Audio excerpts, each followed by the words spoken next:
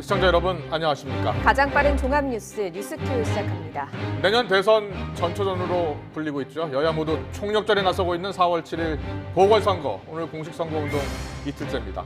후보들은 곳곳을 누비면서 표심 잡기에 분주한데요. 민주당 박영선 서울시장 후보는 청년층 공략에 주력했고, 국민의힘 오세훈 후보는 지지세가 약한 지역 위주로 훑으면서 한 표를 호소하고 있습니다.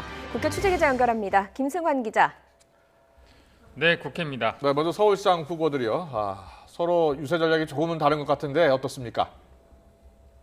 네, 먼저 박영선 후보의 오늘 동선을 보면 청년층에게 사실상 선택과 집중을 했다, 이렇게 볼 수가 있는데요. 신촌과 이대, 홍대거리, 연남동 등 젊은 층이 자주 찾는 지역을 찾아서 지지를 당부하고 있습니다. 박 후보는 청년들의 주거 문제를 해결하기 위해서 월세 20만 원을 지원하는 정책을 크게 확대하겠다고 약속하면서 청년 표심 얻기에 안간힘을 쓰고 있고, 집값 폭등으로 불만이 커진 상황에서 중산층의 세금 부담을 줄여주겠다는 공약도 내놨습니다. 공시지가 9억 원 이하의 주택에 대해서 공시지가 인상률이 10% 수준을 넘지 않도록 조정제도를 마련하는 방안을 민주당에 강력하게 건의하고 이것을 추진해 줄 것을 건의드립니다, 여러분. 민주당은 다만 오늘이 서해수호의 날인 만큼 희생장병들을 추모하는 분위기를 고려해서 조용한 유세를 펼친다고 밝혔습니다. 네, 이번엔 오세훈 후보 상황도 알아보겠습니다. 어젠 강북 지역을 돌아다녔는데요. 오늘은 어떻습니까? 네, 오세훈 후보 오늘은 W자 동선으로 이동하면서 유세 활동을 펼치고 있습니다. 오 후보가 도는 지역들을 보시면 박영선 후보가 국회의원 당시 지역구였던 구로를 비롯해서 대부분 민주당 지지세가 강한 지역입니다. 현역 국민의힘 의원들이 있는 송파와 용산 지역에선 주로 전통시장을 중심으로 유세를 펼치면서 한 표를 호소하고 있습니다. 오 후보는 유세 현장에서 집값이 폭등한 것은 주택 공급이 부족해서라며 재건축과 재개발 규제 완화를 다시 강조했습니다. 서울에는 이런 동네들이 많습니다. 수백 군데 있어요, 이런 데가. 그런 데를 전부 계획을 세워서 재건축, 재개발을 하는 수밖에 없는 거예요. 민간 주도의 재건축, 재개발 사업을 그냥 조합들이 할 수 있도록만 하면 됩니다. 부산시장 선거 상황도 살펴보겠습니다. 김영춘, 박형준 후보, 양측이 서로에 대한 공세 수위를 점점 더 높이고 있다고요?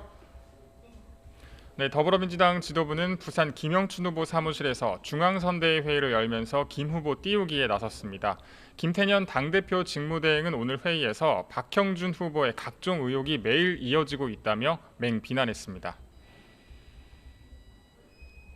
일일 1의혹이라는 기네스북에 오를 새로운 흑역사를 써가는 박형준 후보는 부산 시민을 부끄럽게 할 최악의 후보로 기록될 것입니다.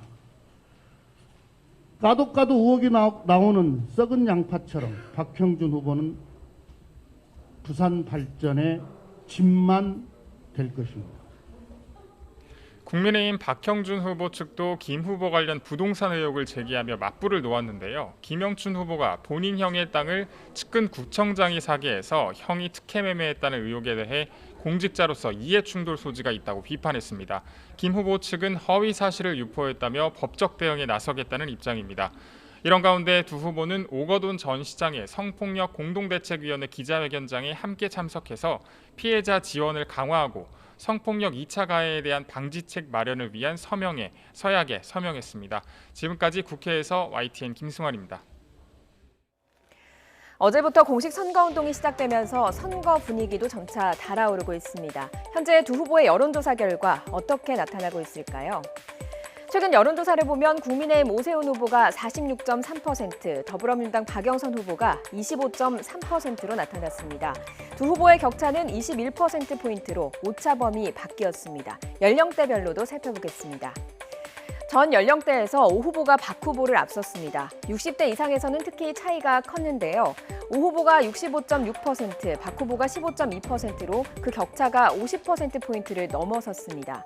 민주당의 주 지지층이라고 꼽히는 40대에서도 오 후보가 40.6%, 박 후보가 33.7%로 오 후보가 앞섰고요. 30대에서 오 후보가 34.2%, 박 후보가 32.8%로 유일하게 오차 범위 내 접전이었고 20대의 경우에는 오 후보의 지지가 34.7%, 박 후보의 지지는 20.3%로 차이가 벌어졌습니다.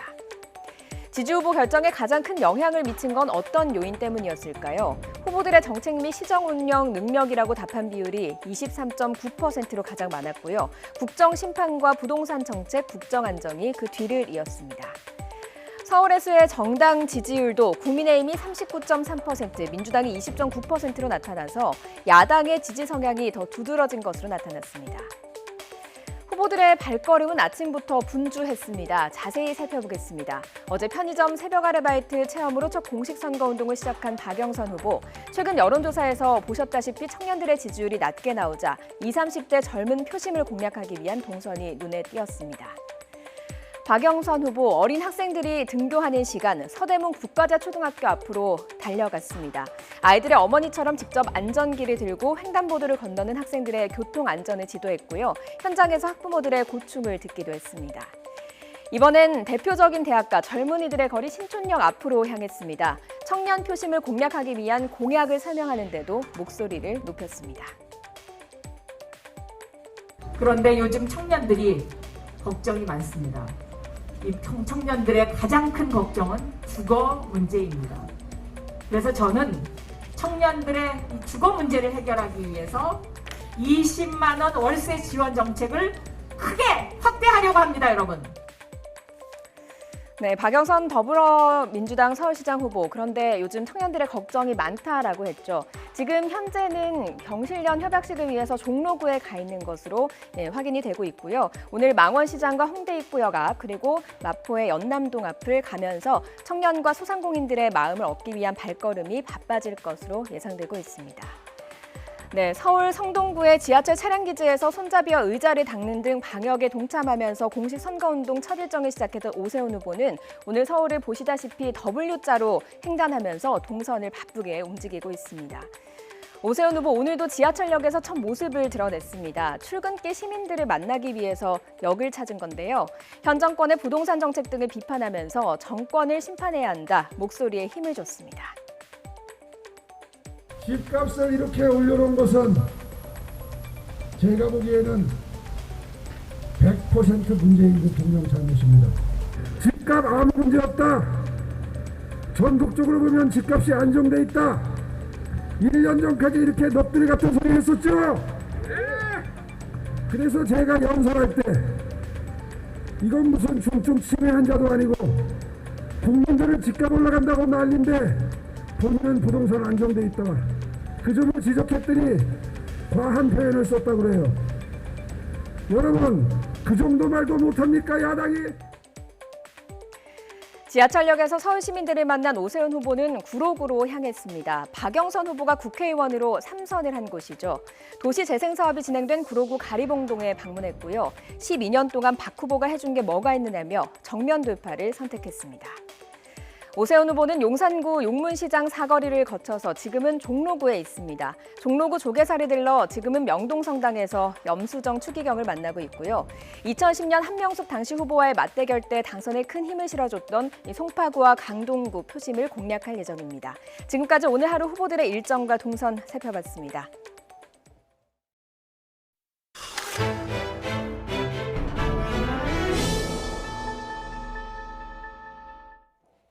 네, 앞서 보신 대로 여론조사상으로는 지금까지 판세가 밀리고 있는 민주당 일단 읍소 전략을 들고 나왔습니다. 무릎을 꿇고 도와달라는 호소가 역대 선거에서는 어떤 영향을 미쳤고 또 선거 결과는 어땠을까요? 화면으로 준비했습니다. 네, 먼저 지난 2016년 총선 현장으로 가보겠습니다. 당시 여당이었던 새누리당, 친박과 진박으로 나뉘어서 진흙탕 싸움을 벌였습니다. 민심은 싸늘하게 돌아섰죠. 새누리당은 다급해졌습니다. 노래도 부르고 싸우지 말자면서 비빔밥도 먹었습니다. 또 무릎까지 저렇게 꿇었습니다. 잠시 영상 보시겠습니다. 싸우지 마요.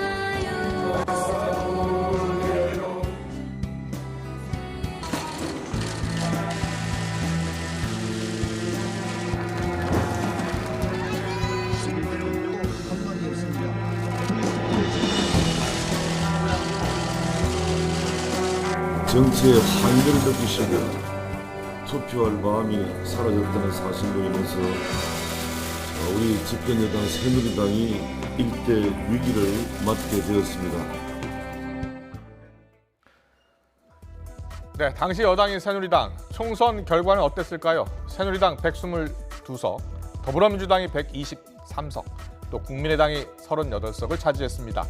새누리당은 원내 과반은커녕 제1당 자리마저 잃었고 그해 겨울 국정농단으로 박근혜 대통령은 탄핵됐습니다.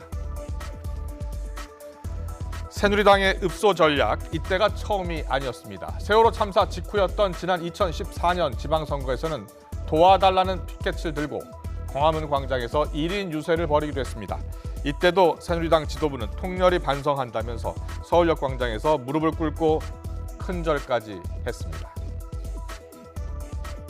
통렬한 반성을 전제로 좌절보다는 희망을, 그리고 어제보다는 내일을 말씀을 하면서 비장한 각오의 말씀을 하고 있습니다. 결과는 어땠을까요?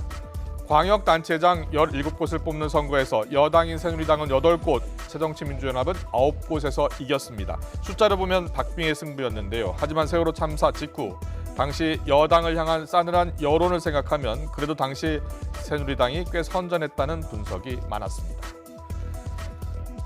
그렇다면 이번 4.7 보궐선거는 어떨까요? 먼저 읍소 전략을 들고 나온 건 더불어민주당 이낙연 상임선대위원장입니다. 자신의 SNS에 국민 여러분 도와주십시오라는 글을 올려 잘못은 통렬히 반성하고 혁신하면서 미래를 다부지게 개척하겠다고 강조했습니다. 박영선 후보도 집값 논란과 관련해서 한껏 몸을 낮추고 있습니다. 우리 서울 시민 여러분들께서 부동산 문제 때문에 여러 가지로 가슴에 응어리가 지어 있으시고 또 화도 많이 나 계십니다. 제가 서울 시민의 그런 화를 다 풀어드리겠습니다. 오늘로 4월 7일 보궐선거가 12일 남게 됩니다. 민심의 한 발짝이라도 더 다가가 한 표라도 더 얻기 위한 여야의 호소와 읍소 전략. 이번 선거에서는 어떤 결과를 낳게 될까요? 지금까지 앵커 리포트였습니다. 네, 각 후보의 선거 운동만큼이나 차기 서울시장의 공약과 비전에도 우리는 더 큰 관심이 필요한 상황입니다. 후보들이 어떤 공약을 했고 어떤 차이가 있는 건지 한국 매니페스토 실천본부 이광재 사무총장과 함께 얘기 나눠보겠습니다. 어서 오세요. 어서 오십시오. 예, 안녕하세요. 예, 여야 후보들의 공약이 지금 잘 안 보입니다. 우리가 적극적으로 살펴봐야 될 텐데요. 사무총장님 좀 살펴보셨죠? 예, 저희 매니페스토 본부가 10대 공약, 10대 핵심 공약을 물어봤고요. 또 우선순위를 같이 물어봤습니다. 공약을 물어보고서 받으신 거죠? 예, 그렇습니다. 답변지를 받았습니다. 잠시 좀 살펴보면요. 예. 저희가 우선순위를 좀 살펴보는 게 여러 가지 공약들이 이렇게 나열이 되겠지만 결국은 1순위가 뭔지 이런 것들에 대해서 변별력이 좀 나올 것 같아서 그렇습니다. 예. 네, 박영선 후보는 그 1순위 공약이요. 네. 21분 컴팩트 도시가 1순위 공약이었고요. 2순위 핵심 공약은 디지털 경제 수도였고요. 3순위는 2045 탄소 중립 도시 이게 3순위였습니다. 이에 반해서 오세훈 후보 같은 경우에 1순위 핵심 공약은 재개발 재건축 건축화로 정상화로 18만 5천 호 공급하겠다. 두 번째도 똑같이 부동산 공약이었는데요. 쌍생주택 7만 호, 모아주택 3만 호 공급하겠다. 3순위의 핵심 공약 또한 주택 공급 가로막는 규제 협파하겠다 이렇게 좀 나와 있습니다. 양측의 우선순위를 쭉 설명을 해주셨는데 좀 각 후보가 중요하게 보이는 포인트가 좀 다른 것 같거든요. 10대 공약 전체를 더 살펴보면 아마 이번 선거를 어떻게 임하는지가 좀 보이는데요. 여당 후보인 박영선 후보는 이제 전망적 투표를 좀 요구를 하고 있는 걸로 보고 있습니다. 대부분의 지금 서울시정은 같이 승계를 하되 또 특히 산업구조 개편, 과학기술이 좀 발전하니까 산업구조를 좀 개편하겠다. 또 경제를 활성화하겠다 이런 쪽을 좀 강조하고 있고요. 야권 후보인 그 오세훈 후보 같은 경우에는 대부분 이제 부동산 문제를 좀 집중적으로 파고들면서 표구적 투표를 요구를 하고 있습니다. 그렇군요. 양측의 공약을 좀 더 자세히 들여다보겠습니다. 좀 여러 공약 중 가운데 그래도 좀 좋은 평가를 주고 싶은 공약들은 어떤 게 있습니까? 저희가 주목하고 있는 공약들이 있는데 이게 뭐 좋다 나쁘다보다는 사회적으로 좀 논의할 필요가 있겠다라고 보는 게요. 박영선 후보의 청년 출발 자산이라고 하는 공약이 있습니다. 이것은 네. 그 19세에서 29세까지의 청년들에게 5천만 원을 무이자 대출해주고 나머지 30에서 40대 될 때 원금으로 좀 갚게 하는 건데요. 예. 이게 우리나라에만 있는 공약이 아니라 이제 전 세계적으로 많이 좀 제시가 됐던 정책들이기 때문에 그렇습니다. 오세훈 후보가 제시했던 공약 중에는 안심소득이라고 하는 공약을 저희가 좀 중심적으로 보고 있는데요. 예. 이렇게 설명을 좀 드려보겠습니다. 4인 가족의 기준 연소득이 2천만 원일 경우에 네. 중위소득이라고 하죠. 보통 6천만 원이 중위소득이라고 하는데요. 예.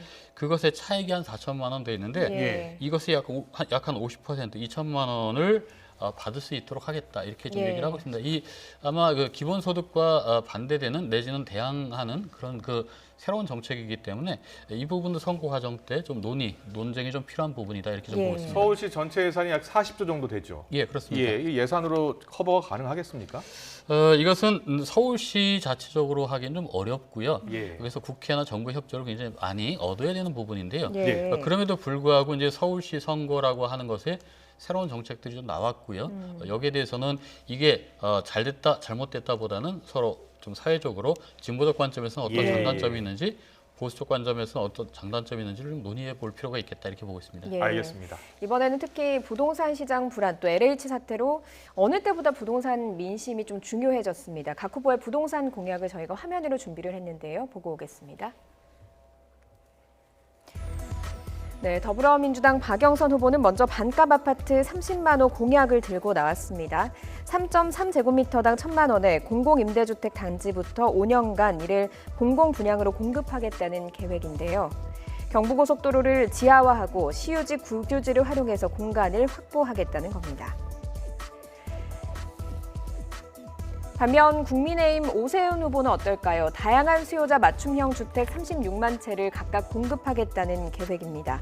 오 후보는 재개발, 재건축을 정상화해서 18만 5천 채를 공급하고 민간 토지를 임차해서 짓는 상생주택과 도심형 타운하우스인 모아주택을 통한 10만 채 등을 물량을 공급할 예정입니다. 네, 재개발, 재건축은 양측 모두 허용이라는 입장은 동일하지만 규제 수준에서는 차이를 보이고 있습니다. 박 후보는 저층 주거지를 재개발하고 노후 아파트 단지의 재건축 규제를 완화하겠다는 방침이지만 발생한 이익은 공공과 민간이 공유한다는 점에서 일종의 규제 성격을 띠고 있습니다. 네, 반면 오 후보는 신규 지정이 중단된 재개발, 재건축 지역은 기준을 완화해서 연간 2만 채를 재지정하고요. 노후 주거지도 5년간 3만 5천 채 규모로 신규 구역을 지정합니다. 용적률과 층수 규제 완화도 목표로 하고 있습니다. 각 후보가 그리는 서울의 청사진도 다른데요. 박 후보의 핵심 공약은 21분 콤팩트시티, 9분 도시 바르셀로나, 15분 도시 파리를 벤치마킹한 공약으로 서울을 21개 그린 다액도시로 만들어서 출퇴근과 여가 등의 활동을 21분 거리 반경에서 해결할 수 있도록 한다는 구상입니다. 자, 이에 맞서는 오세훈 후보는 서울을 5대 거점을 중심으로 3대 서울경제축을 만들겠다 이런 방침을 내세웠는데요. 서남권은 각 구도의 특성에 맞게 정보기술, 바이오기술 산업과 교육, 연구기능, 금융기능을 연계해서 경제의 한 축으로 만들고요. 강남권도 인공지능과 IT 산업, 금융, 문화창조 사업은 연계하는 방식입니다. LH 투기 의혹으로 민심이 폭발한 가운데 치러지는 이번 보궐선거, 민심은 어디로 향하게 될까요? LH 사태 관련 두 후보의 발언 차례로 들어보겠습니다. 부동산은 불로소득이 아니라 땀 흘려 일하는 사람들이 보상받고 존중받는 서울시를 만들겠다라는 공약과 함께 반값 아파트, 평당 1,000만 원의 반값 아파트를 토지 임대부 방식으로 분양해드리겠다라는 말씀을 드렸습니다. 민간 주도의 재건축, 재개발 사업을 그냥 조합들이 할 수 있도록만 하면 됩니다. 특별히 뭐 도와드릴 것도 없어요. 뭐 초과이익 환수다, 안전진단 강화다 이렇게 제도적으로 못하게 방해하는 제도들만 잔뜩 만들어가지고 못하게 하지만 않아도 자동적으로 시장의 흐름에 의해서 굴러갈 수 있는 사업들이 많다 이거예요. 네, 두 후보의 이 부동산 공약을 이렇게 자세히 정리를 해봤습니다. 시청자 여러분들은 어떻게 생각하십니까? 자, 사무총장님, 일단은 두 후보 모두 공급을 늘리겠다는 겁니다. 그런데 그 방식에서 좀 차이가 있는 것 같은데요. 어떤 차이가 있습니까? 네, 그렇습니다. 그 박영선 후보 같은 경우는 공공 방식의 개발을 제안을 하고 있고요. 예. 오세훈 후보 같은 경우는 이제 민간 재개발 건축을 좀 활성화하겠다 이런 거죠. 그렇죠. 또 여기서 우리가 주목해 보고 있는 것은 공간을 어떻게 보고 있는가 합니다. 이 박영선 후보 같은 경우는 21개의 다액화 이렇게 돼 있기 때문에 아마 주택이 공급하는 곳들이 아마 여러 좀 다양화될 거라고 보고 있고요. 오세훈 후보 같은 경우는 5개 거점화라고 돼 있기 때문에 지금까지 흐름대로 발전하는 대로 주택 공급 부지를 좀 하지 않을까 이렇게 보고 있습니다. 예. 뭐 각각의 장단점은 어떤 것들이 있을까요? 뭐 저희가 단점이라고 보는 것은 과연 이 시장에 개입하는 것에는 굉장히 좀 신중해야 되는데 이 공급과 수요로만 부동산 시장이 되는 건 아니거든요. 뭐 금리나 내지는 그 어떤 통화량이나 이런 것들도 같이 영향을 미치는데 이런 것들은 종합적으로 보지 못했다라고 하는 부분이 좀 안타깝고요. 그러니까 한 사람 한 사람씩 다시 한번 좀 짚어보면요.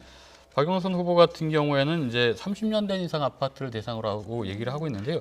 서울시에는 일단 절반 이상이 20년 이상 된 구층 아파트입니다. 그래서 그 차이를 어떻게 메꿀까에 대해서 좀 얘기를 하셔야 될 것 같고요.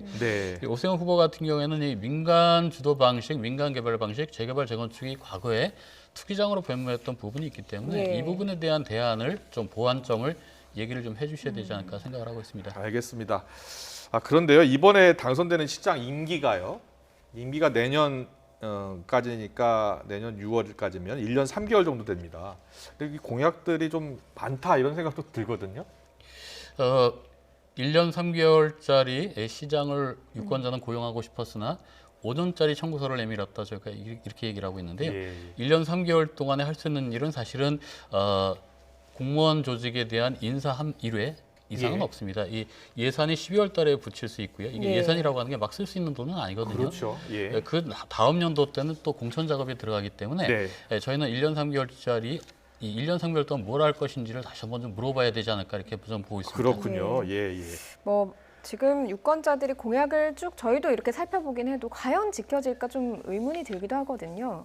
어떻습니까? 이건 고용계약서라고 보시면 됩니다. 1년 3개월 동안 안 지키면요. 다음에 해고하시면 되고요. 잘 지키시면 다시 한번 기회를 주면 되고요.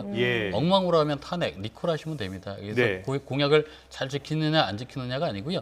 이건 고용계약서라고 생각하시면 굉장히 분명하게 판단이 나올 것 같습니다. 한국 매니페스토 실천본부가 매번 이 후보들한테 요구를 하잖아요. 공약을 요구하고 공약을 그렇습니다. 검토하잖아요. 근데 어떻습니까? 후보들이 공약을 내놓고 실제로 실천하는 비율은 어느 정도 됩니까? 과거보다는 굉장히 많이 좋아졌죠. 그런데 저희가 그 문제라고 보는 것이 보궐선거입니다. 보궐선거가 대부분 아니면 말고 시기에 여러 가지 대형 사업들이 나오고 있습니다. 그래서 이 보궐선거를 어떻게 언론과 시민사회가 같이 통제할 것인가는 좀 같이 고민을 해볼 필요가 있겠다 봅니다. 그렇군요. 그러니까 보궐선거가 워낙 임기가 짧다 보니까요. 우리가 예를 들어서 이번 후보들한테는 1년 3개월 동안 무엇을 할 것이냐 좀 더 구체적으로 자세하게 물어볼 필요도 있고요. 이 보궐선거 때는 대부분 대형 국책 사업을 포함해서 선물 보따리가 산타클로스처럼 자꾸 이렇게 풀어지고 있는데요. 그러니까 과거의 어떤 보궐선거는 대한민국의 모든 국책 사업을 그 보궐선거 지역에다가 갖다 주겠다 이런 약속을 한 적도 있습니다.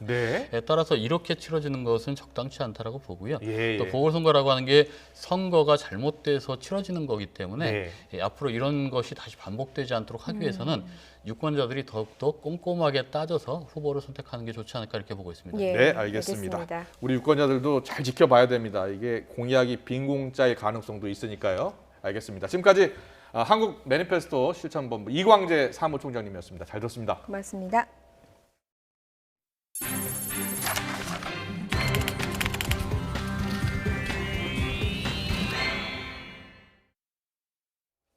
문재인 대통령은 어제 북한이 동해상으로 단거리 미사일을 발사한 것과 관련해서 대화 분위기에 어려움을 주는 일은 결코 바람직하지 않다고 비판했습니다. 공교롭게도 북한의 도발로 희생된 국군 장병을 추모하는 서해 수호의 날 기념식에 참석한 문 대통령은 확고한 안보 태세를 강조했습니다. 취재기자 연결합니다. 홍성기 기자. 네, 청와대입니다. 문 대통령이 어제 있었던 북한의 미사일 발사에 대해서 직접적으로 언급을 했죠. 네, 문재인 대통령은 제6회 서해 수호의 날 기념식에 참석해 북한의 미사일 발사에 대해 직접 비판했습니다. 어제 청와대가 NSC 상임위를 열어 깊은 우려를 표명한 지 하루 만에 문 대통령이 직접 북한의 미사일 발사 행위는 바람직하지 않다고 지적한 겁니다. 문 대통령은 서해 수호의 날 기념식에서 북한의 미사일 시험 발사에 국민 여러분의 우려가 큰 것을 잘 알고 있다고 말했습니다. 그러면서 지금은 남북미 모두가 대화를 이어나가기 위해 노력해야 할 때라며 대화의 분위기에 어려움을 주는 일은 결코 바람직하지 않다고 밝혔습니다. 또 우리는 한반도 비핵화의 원칙을 준수하면서도 우리 자신을 방어하기에 충분한 세계 최고 수준의 미사일 능력을 보유하고 있다고 강조하기도 했습니다. 문 대통령은 어느 때보다 강한 국방력과 굳건한 한미동맹으로 어떤 도발도 물리칠 수 있는 확고한 안보 대비 태세를 갖추고 있다고 말하기도 했습니다. 북한의 도발에 대응할 충분한 국방력을 가지고 있다는 대북 경고와 함께 대국민 안심 메시지를 전달한 것으로 풀이됩니다. 오늘 경기도 평택에 있는 해군 2함대 사령부에서 열린 서해 수호의 날 기념식은 제2연평해전과 천안함 피격 등으로 전사한 국군 장병을 추모하고 국토수호 의지를 다지기 위한 행사입니다. 지난 2016년부터 매년 3월 넷째 주 금요일을 국가기념일로 지정해 행사를 열고 있는데 문재인 대통령이 서해 수호의 날 기념식에 참석한 것은 지난해에 이어 두 번째입니다. 문 대통령은 기념사에서 정부는 서해 영웅들을 비롯해 국가를 위해 헌신한 분들에 대한 보답을 한시도 잊은 적이 없다고 강조했습니다. 서해 수호의 날 기념식이 서해 해상작전을 총괄하는 해군 2함대 사령부에서 열린 건 올해가 처음입니다. 그동안은 정부 기념식이 대전 행충원에서 열렸고 2함대 사령부에서는 해군 자체 행사만 열어왔습니다. 지금까지 청와대에서 YTN 홍성기입니다. 북한이 어제 발사한 발사체는 신형 전술 유도탄이었다고 공식적으로 확인했습니다. 김정은 위원장은 시험 발사를 참관하지 않고 국가 공로자들에게 선물할 주택 부지를 둘러보는 등 민생 행보에 주력했습니다. 황혜경 기자의 보도입니다. 북한이 동해상에서 발사한 발사체는 신형 전술 유도탄이라고 공식 확인했습니다. 국방과학원이 새로 개발한 신형 전술 유도탄 2기가 동해상 600km 수역에 있는 목표물을 정확히 타격했다면서 대단히 성공적이라고 평가했습니다. 특히 이번 신형 전술 유도탄은 탄두 중량을 2.5톤으로 개량한 것인데 시험 발사를 통해 개량형 고체 연료 발동기의 성능을 확인하고 적어도 활공 도약형 비행 방식의 변칙 궤도 특성도 재확인했다고 강조했습니다. 공개한 사진을 보면 북한판 이스칸데르로 불리는 KN-23으로 추정되는데 지난 8차 당대회 열병식에서 선보인 신형 KN-23을 시험 발사한 것으로 분석됩니다. 상당히 군사력을 과시했는데 그 과시했던 근거를 공개된 사진에서는 제대로 좀 확인할 수 없기 때문에 의문점이 많이 드는 겁니다. 순항미사일부터 해가지고 단거리 탄도미사일부터 점점 이제 도발의 강도를 느끼면서 미국의 의도를 계속 확인하려는 게 아닌가 그렇게 생각이 됩니다. 시험 발사에는 김정은 국무위원장은 불참했고 대신 군사 분야 오른팔인 리병철 당 중앙군사위 부위원장이 참석해 지켜봤습니다. 김 위원장은 대신 평양에서의 민생 행보를 이어갔습니다. 주민들을 위한 여객버스 시제품을 직접 타보며 대량 생산을 지시하는가 하면 평양 대동강의 지류라고 할 수 있는 보통강변에 대규모 주택단지를 건설해 과학자와 유공자에게 선물하겠다는 뜻을 밝히기도 했습니다. 경제건설과 국방건설을 병행적으로 추진하되 올해 국가경제발전 5개년 계획 성과 도출에 우선순위를 두는 기조를 유지하겠다는 뜻으로 해석이 됩니다. 다만 수위 조절과 관련해서는 강대강 선대선 원칙에 따라 미국의 대북 적대시 정책 대응 수준에 따라 결정될 가능성이 높아 보입니다. 북한의 탄도미사일 발사 확인에도 불구하고 정부는 유관국과 긴밀히 협의하겠다는 기존 입장 외에 추가적인 언급은 하지 않았습니다. 북한의 도발 수위가 점점 강화될 수 있다는 우려가 조심스럽게 제기되는 가운데 미국의 새 대북 정책 발표를 앞두고 한반도 긴장 고조를 막으려는 정부 고심도 깊어질 전망입니다. YTN 황혜경입니다. 이재용 삼성전자 부회장의 프로포폴 불법 투약 의혹 사건에 대한 검찰 수사심의위원회가 오늘 오후에 소집됐습니다. 외부 전문가들이 모여서 이 부회장 사건의 수사 계속 여부와 기소 여부 등을 심의하고 있습니다. 취재기자 연결합니다. 박서경 기자. 네, 대검찰청입니다. 네, 이 부회장의 프로포폴 불법 투약 의혹 사건 관련 검찰 수사심의위원회가 지금도 진행되고 있는 거죠? 네, 이재용 삼성전자 부회장의 프로포폴 불법 투약 의혹 사건을 심의할 검찰 수사심의위원회가 오늘 오후 3시부터 대검찰청에서 시작됐습니다. 오후 들어 심의위원들과 이재용 부회장 측 대리인이 대검찰청으로 들어가는 모습이 취재진에게 포착되기도 했습니다. 서울중앙지검 검찰시민위원회가 부의심의위원회를 열어 사건을 수사심의위에 올리기로 한 지 보름 만입니다. 앞서 검찰은 지난해 1월 국민권익위원회로부터 이 부회장이 한 성형외과에서 프로포폴을 상습 투약받았다는 제보와 함께 수사 의뢰를 받고 본격적으로 수사에 착수했습니다. 이 부회장 측은 합법적 처치 외에는 불법 투약을 한 적이 없다며 혐의를 줄곧 부인해왔는데요. 결국 이 부회장 측에서 수사심의위 소집을 신청했고 시민위원회는 지난 11일 수사심의위를 소집하기로 의결했습니다. 수사심의위는 국민적 의혹이 제기되거나 사회적 이목이 쏠린 사건에 대해 수사 계속 여부와 기소 여부 등을 심의하기 위한 제도입니다. 오늘 회의에 참석하는 현안 위원은 법조계와 학계, 언론계, 시민단체 등 각계 전문가 150명에서 250명으로 구성된 수사심의위원 명단 가운데 대검이 15명을 무작위로 추첨해 선정됐습니다. 위원장을 포함해 16명이고 이 부회장의 참석 의무는 없습니다. 위원들은 주임검사와 이 부회장 측이 오늘 제출할 의견서 등을 검토한 뒤 수사 계속 여부와 기소 여부 등을 판단해 결론 내릴 전망입니다. 일치된 의견이 나오지 않으면 위원장을 제외하고 출석위원 과반수의 찬성으로 의결합니다. 다만 검찰이 수사심의위 권고를 반드시 따라야 하는 건 아닙니다. 이 부회장은 지난해 경영권 불법 승계 의혹에서도 수사심의위를 신청해 수사 중단과 불기소 권고를 받아냈는데요. 검찰은 권고를 따르지 않고 이 부회장을 재판에 넘겼습니다. 그러나 당시에도 무리한 기소라는 비판이 계속 나왔던 만큼 오늘 권고가 검찰 수사에 영향을 미칠 수밖에 없어서 결과에 관심이 쏠리고 있습니다. 지금까지 대검찰청에서 YTN 박서경입니다. 숨진 구미 3살 여자아이와 행방불명된 아이는 산부인과 의원에서 바꿔치기 된 것으로 드러났습니다. 아이를 바꾼 시기와 장소가 확인됨에 따라서 경찰 수사가 탄력을 받을 것으로 보입니다. 취재기자 연결합니다. 허성준 기자. 네, 전국부입니다. 네, 숨진 구미 어린이가 산부인과에서 바꿔치기 된 것으로 드러났군요. 네, 경찰이 혈액형으로 실마리를 찾았습니다. 숨진 어린이의 친모인 48살 성모 씨의 큰딸은 3년 전 구미의 한 병원에서 딸을 출산했는데요. 이 산부인과 의원에는 당시 신생아의 혈액형이 A형으로 기록되어 있습니다.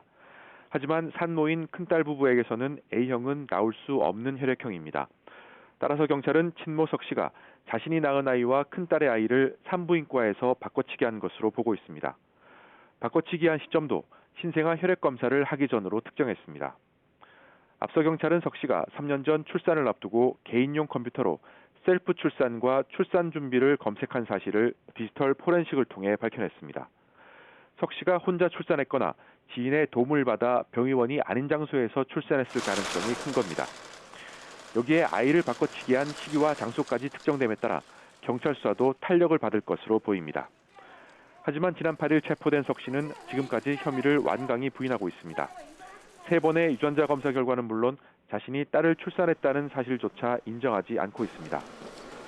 검찰은 석 씨의 구속기관을 연장한 뒤 숨진 여자 어린이의 출산 경위와 사라진 외손녀의 행방을 캐는 데 주력할 방침입니다. 지금까지 전국부에서 YTN 허성준입니다. 경찰이 행정중심복합도시 건설청 등 4곳에 대해서 압수수색에 나섰습니다. 이 전 청장의 부동산 투기 의혹에 대해 강제 수사에 나선 겁니다. LH로 시작된 투기 수사가 공직자 윗선으로 향하고 있는 가운데 양향자 더불어민주당 의원 내사에도 착수했고 서영석 민주당 의원을 고발한 시민단체도 조사했습니다. 취재기자 연결합니다. 김다영 기자. 네, 사회부입니다. 네, 사실상 고위공직자에 대한 첫 강제 수사로 볼 수 있는 거죠? 네, 그렇습니다. 특수본이 들어서고 경찰청이 직접 압수수색에 나선 건 처음입니다. 경찰청 중대범죄수사과는 오늘 오전 10시부터 행정중심복합도시건설청 등 4곳을 압수수색하고 있다고 밝혔습니다. 구체적으로는 행복청과 LH 세종특별본부, 세종시청, 그리고 당사자의 거주지입니다. 그제 특수본은 수사 중인 공무원 85명 가운데 전 행복청장 등 전현직 고위공직자 2명이 포함됐다고 밝혔는데요. 행복청장은 세종시 신도시 건설을 책임지는 최고 자리로 차관급에 해당합니다. 지난 2017년 4월 말 전 행복청장 A씨는 재임 시절 세종시 연기면 누랑리에 아내 명의로 2필지를 사들였습니다. 그런데 토지 공시지가가 거래 후 3년 뒤 40% 넘게 올라 개발 정보를 미리 알고 있었던 것 아니냐는 의혹이 제기됐습니다. 또 퇴임 넉 달 뒤 국가산난 후보지 부근의 또 다른 땅과 건물을 가족 공동 명의로 매입한 사실도 확인됐습니다. 각 지방청도 강제 수사에 속도를 내고 있습니다. 인천경찰청도 오늘 인천 계양 신도시와 부천 대장지구 내 투기 의혹과 관련해 한 건설업자의 자택과 공인중개사 사무실 등 5곳에 대해 압수수색 영장을 집행했습니다. 이 건설업자는 가족과 함께 지난 2018년부터 2년 동안 10필지를 집중적으로 매입했는데 모두 합쳐 86억 원에 달합니다. 경찰은 공무원 등이 아닌 일반 토지 거래자라도 미공개 정보를 이용했을 가능성이 있어 압수수색에 나섰다고 설명했습니다. 네, 국회의원에 대한 수사도 살펴보죠. 경찰이 더불어민주당 양향자 의원의 투기 의혹과 관련해서 사실관계를 확인하고 있다고요. 네, 그렇습니다. 특수본 관계자는 오늘 기자간담회에서 양 의원이 과거 부동산 투기를 했다는 의혹에 대해 내사에 들어갔다고 밝혔습니다. 다만 검찰에서 사건이 넘어와 경기 남부경찰청에 배당된 상태라며 아직 양 의원이 피의자 신분은 아니라고 설명했습니다. 양 의원은 지난 2015년 10월 경기도 화성시 신규 택지 개발지구와 인접한 그린벨트 지역 맹지를 5억 원에 사들여 투기 의혹을 받고 있습니다. 이에 대해 양 의원은 전혀 불법적인 매입이 아니었다며 수사 대상에 오를 이유도 없다는 입장인 것으로 전해졌습니다. 부패방지법 위반 혐의 등으로 서영석 더불어민주당 의원을 고발한 시민단체 대표는 오늘 남부청에 출석해 조사를 받았습니다. 현재까지 의혹이 불거진 국회의원은 10여 명인데요. 양 의원과 별개로 구체적인 투기 정황이 포착돼 내사, 수사 대상에 오른 의원은 3명입니다. 대대적인 부동산 비리 수사는 이 LH 투기 의혹에서 시작됐습니다. 관련 직원들에 대한 소환 조사 어떻게 진행되고 있습니까? 네, 경기 남부청은 지난 19일 강모 씨 등을 불러 첫 소환 조사를 시작했는데요. 오늘도 현직 직원 1명을 불러 조사했습니다. 오늘 오전 9시 40분쯤 출석한 B 씨는 지난 2019년 6월 다른 직원 3명과 경기도 시흥 과림동 땅을 사들여 공동 투기 의혹을 받고 있습니다.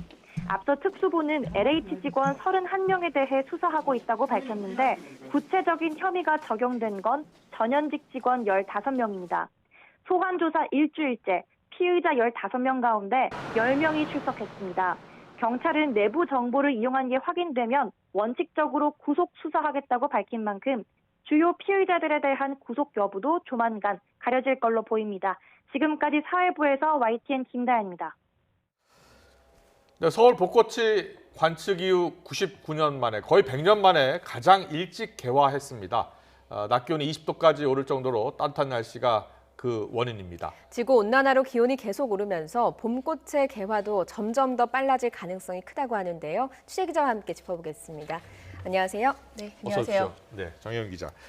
요즘 좀 날씨가 많이 포근해졌잖아요. 그래서 이제 벚꽃이 빨리 핀 건데 100년 만에 가장 일찍 핀 겁니까? 네, 맞습니다. 서울은 그러니까 24일 그제였습니다. 공식적으로 벚꽃이 개화를 했습니다. 서울의 벚꽃, 그러니까 지금 보시는 화면을 좀 보시겠습니까? 네. 서울의 벚꽃을 지금 보시는 화면이 기상 관측소 화면입니다. 표준 관측목이 종로구 송월동에 있는데요. 기상 관측소에 있는 왕벚나무가 기준이 되고 있습니다. 아, 그렇군요. 네, 이 관측목 한 가지에 3송이 이상의 벚꽃이 피게 되면 서울 벚꽃 공식 개화가 선언이 됩니다. 보통 이 서울 벚꽃은 4월 초부터 피기 시작을 하는데 최근 들어서는 올해처럼 이 3월 하순부터 4월 초에 피고 있습니다. 그런데 3월 24일에 올해 개화를 했잖아요. 3월 24일에 이렇게 피기 시작한 거는 1922년에 서울의 벚꽃이 관측이 되기 시작했는데 그러니까 말씀하신 대로 99년 만에 가장 빨리 벚꽃이 개화를 한 겁니다. 이렇게 벚꽃이 핀 모습을 보니까 기분이 좋아지긴 하는데요. 올해가 역대급 기록이긴 하지만 점점 더 봄꽃이 피는 시기가 빨라지고 있다고요. 네, 맞습니다. 이 서울을 기준으로 본다면 이 평년의 벚꽃 개화일이 4월 7일입니다. 올해는 무려 17일이나 빨랐는데요. 지난해에는 3월 27일에 벚꽃이 폈습니다. 지난해 기록도 역대 가장 빠른 기록이었습니다. 그랬군요. 네. 올해 지난해보다 사흘가량 일찍 피면서 이 기록이 그러니까 1년 만에 경신이 된 거고요. 1980년대에 비해서 2010년대 이 봄꽃이 이 전반적인 개화일이 네. 이 4일에서 20일 정도 빨라진 것으로 지금 조사가 되고 있습니다. 네, 꽃이 빨리 피는 이유는 기온이 많이 올랐기 때문 아닙니까? 얼마나 빨리 기온이 오르고 있는 겁니까?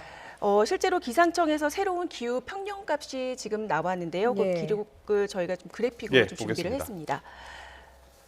네, 그래픽을 보시면 그 차이가 확연하게 드러납니다. 1991년에서 2020년 이 새로운 평년값이 나왔는데요. 이 왼쪽 값입니다.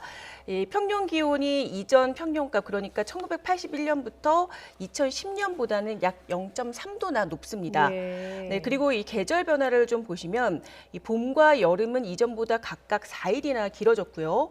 네, 그리고 가을과 겨울은 하루와 또 7일이 짧아진 것을 보실 수가 있습니다. 네. 겨울이 상당히 짧아졌다는 얘기는 이제 좀 봄이 빨리 온다라고 볼 수도 있는 거죠. 맞습니다. 그리고 또 여름이 길어지고 있기 때문에 온난화 경향이 좀 뚜렷이 보인다고도 할 수 있죠. 지금 원래는 봄꽃이라고 하면 개나리랑 진달래가 먼저 피고 그다음에 벚꽃을 볼 수 있는 그런 양상 아니었습니까? 근데 요새는 동시에 피는 것 같아요. 네, 맞습니다. 말씀하신 대로 원래대로라면은 개나리와 진달래가 핀 뒤에 그 다음에 벚꽃이 피는 순서대로 보이고 있죠. 네, 맞습니다. 그런데 최근에는 봄꽃 개화가 뒤죽박죽이거나 혹은 동시 개화로 이루어지는 경우가 자주 나타나고 있습니다. 1980년대 이전까지만 해도 개나리가 핀 뒤에 30일가량 지나서야 이 벚꽃이 개화를 했습니다. 그런데 1980년대에서 2010년 사이에는 그 기간이 약 21일 정도 짧아졌고요. 그리고 2010년 이후부터는 그 간격이 일주일 간격으로 더 좁혀졌습니다. 그런데 최근에는 온난화 경향이 더 심해지면서 동시에 봄꽃이 개화를 하거나 오히려 이 개나리보다 벚꽃이 더 먼저 피고 지는 그런 이 봄꽃 개화 순서가 혼동을 빚는 그런 현상이 잦아지고 있습니다. 이 같은 혼돈의 봄꽃은 단지 그 봄꽃만의 현상이 아니라요. 이 전반적인 생태계 교란을 가져올 수 있어서 문제가 되고 있습니다. 이 경칩은 3월 초지만 이 겨울잠에서 일찍 깬 개구리의 알이 2월 초반에 발견이 된다든지 그리고 봄꽃이 너무 빨리 피고 짐에 따라서 이 벌이 꽃가루를 제때 옮기지 못하는 경우도 그럴 수도 있죠. 네, 맞습니다. 문제가 되고 있습니다.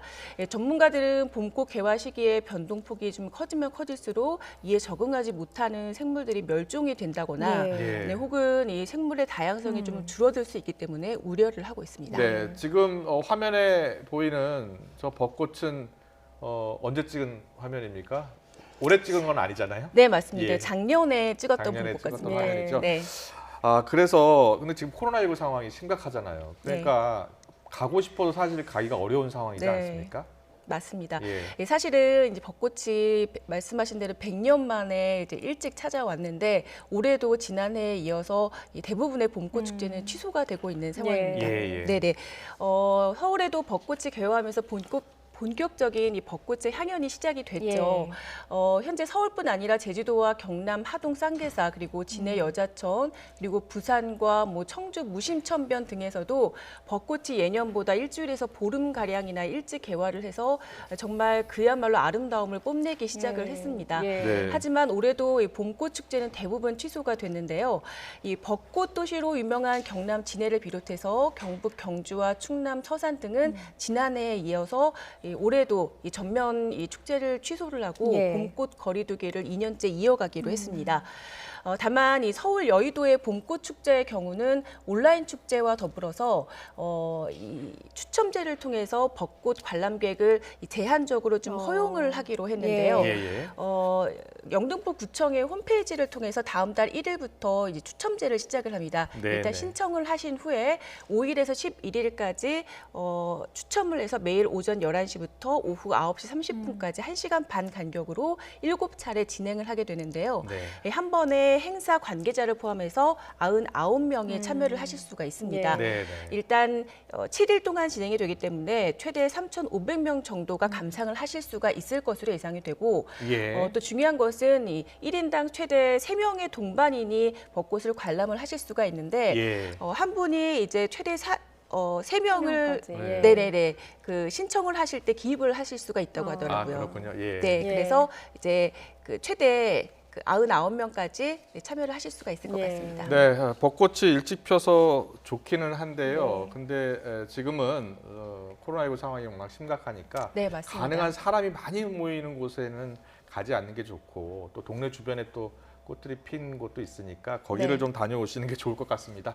네, 오늘 벚꽃 일찍 개화했다는 소식 정혜영 기자와 함께 자세히 알아봤습니다. 잘 들었습니다. 고맙습니다.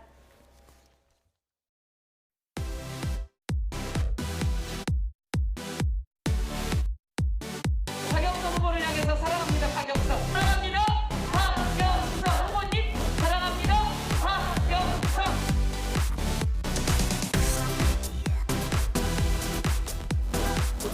지원해드리면 30세부터 40세까지 10년 동안 원금만 갚는 제도 어떻습니까, 여러분?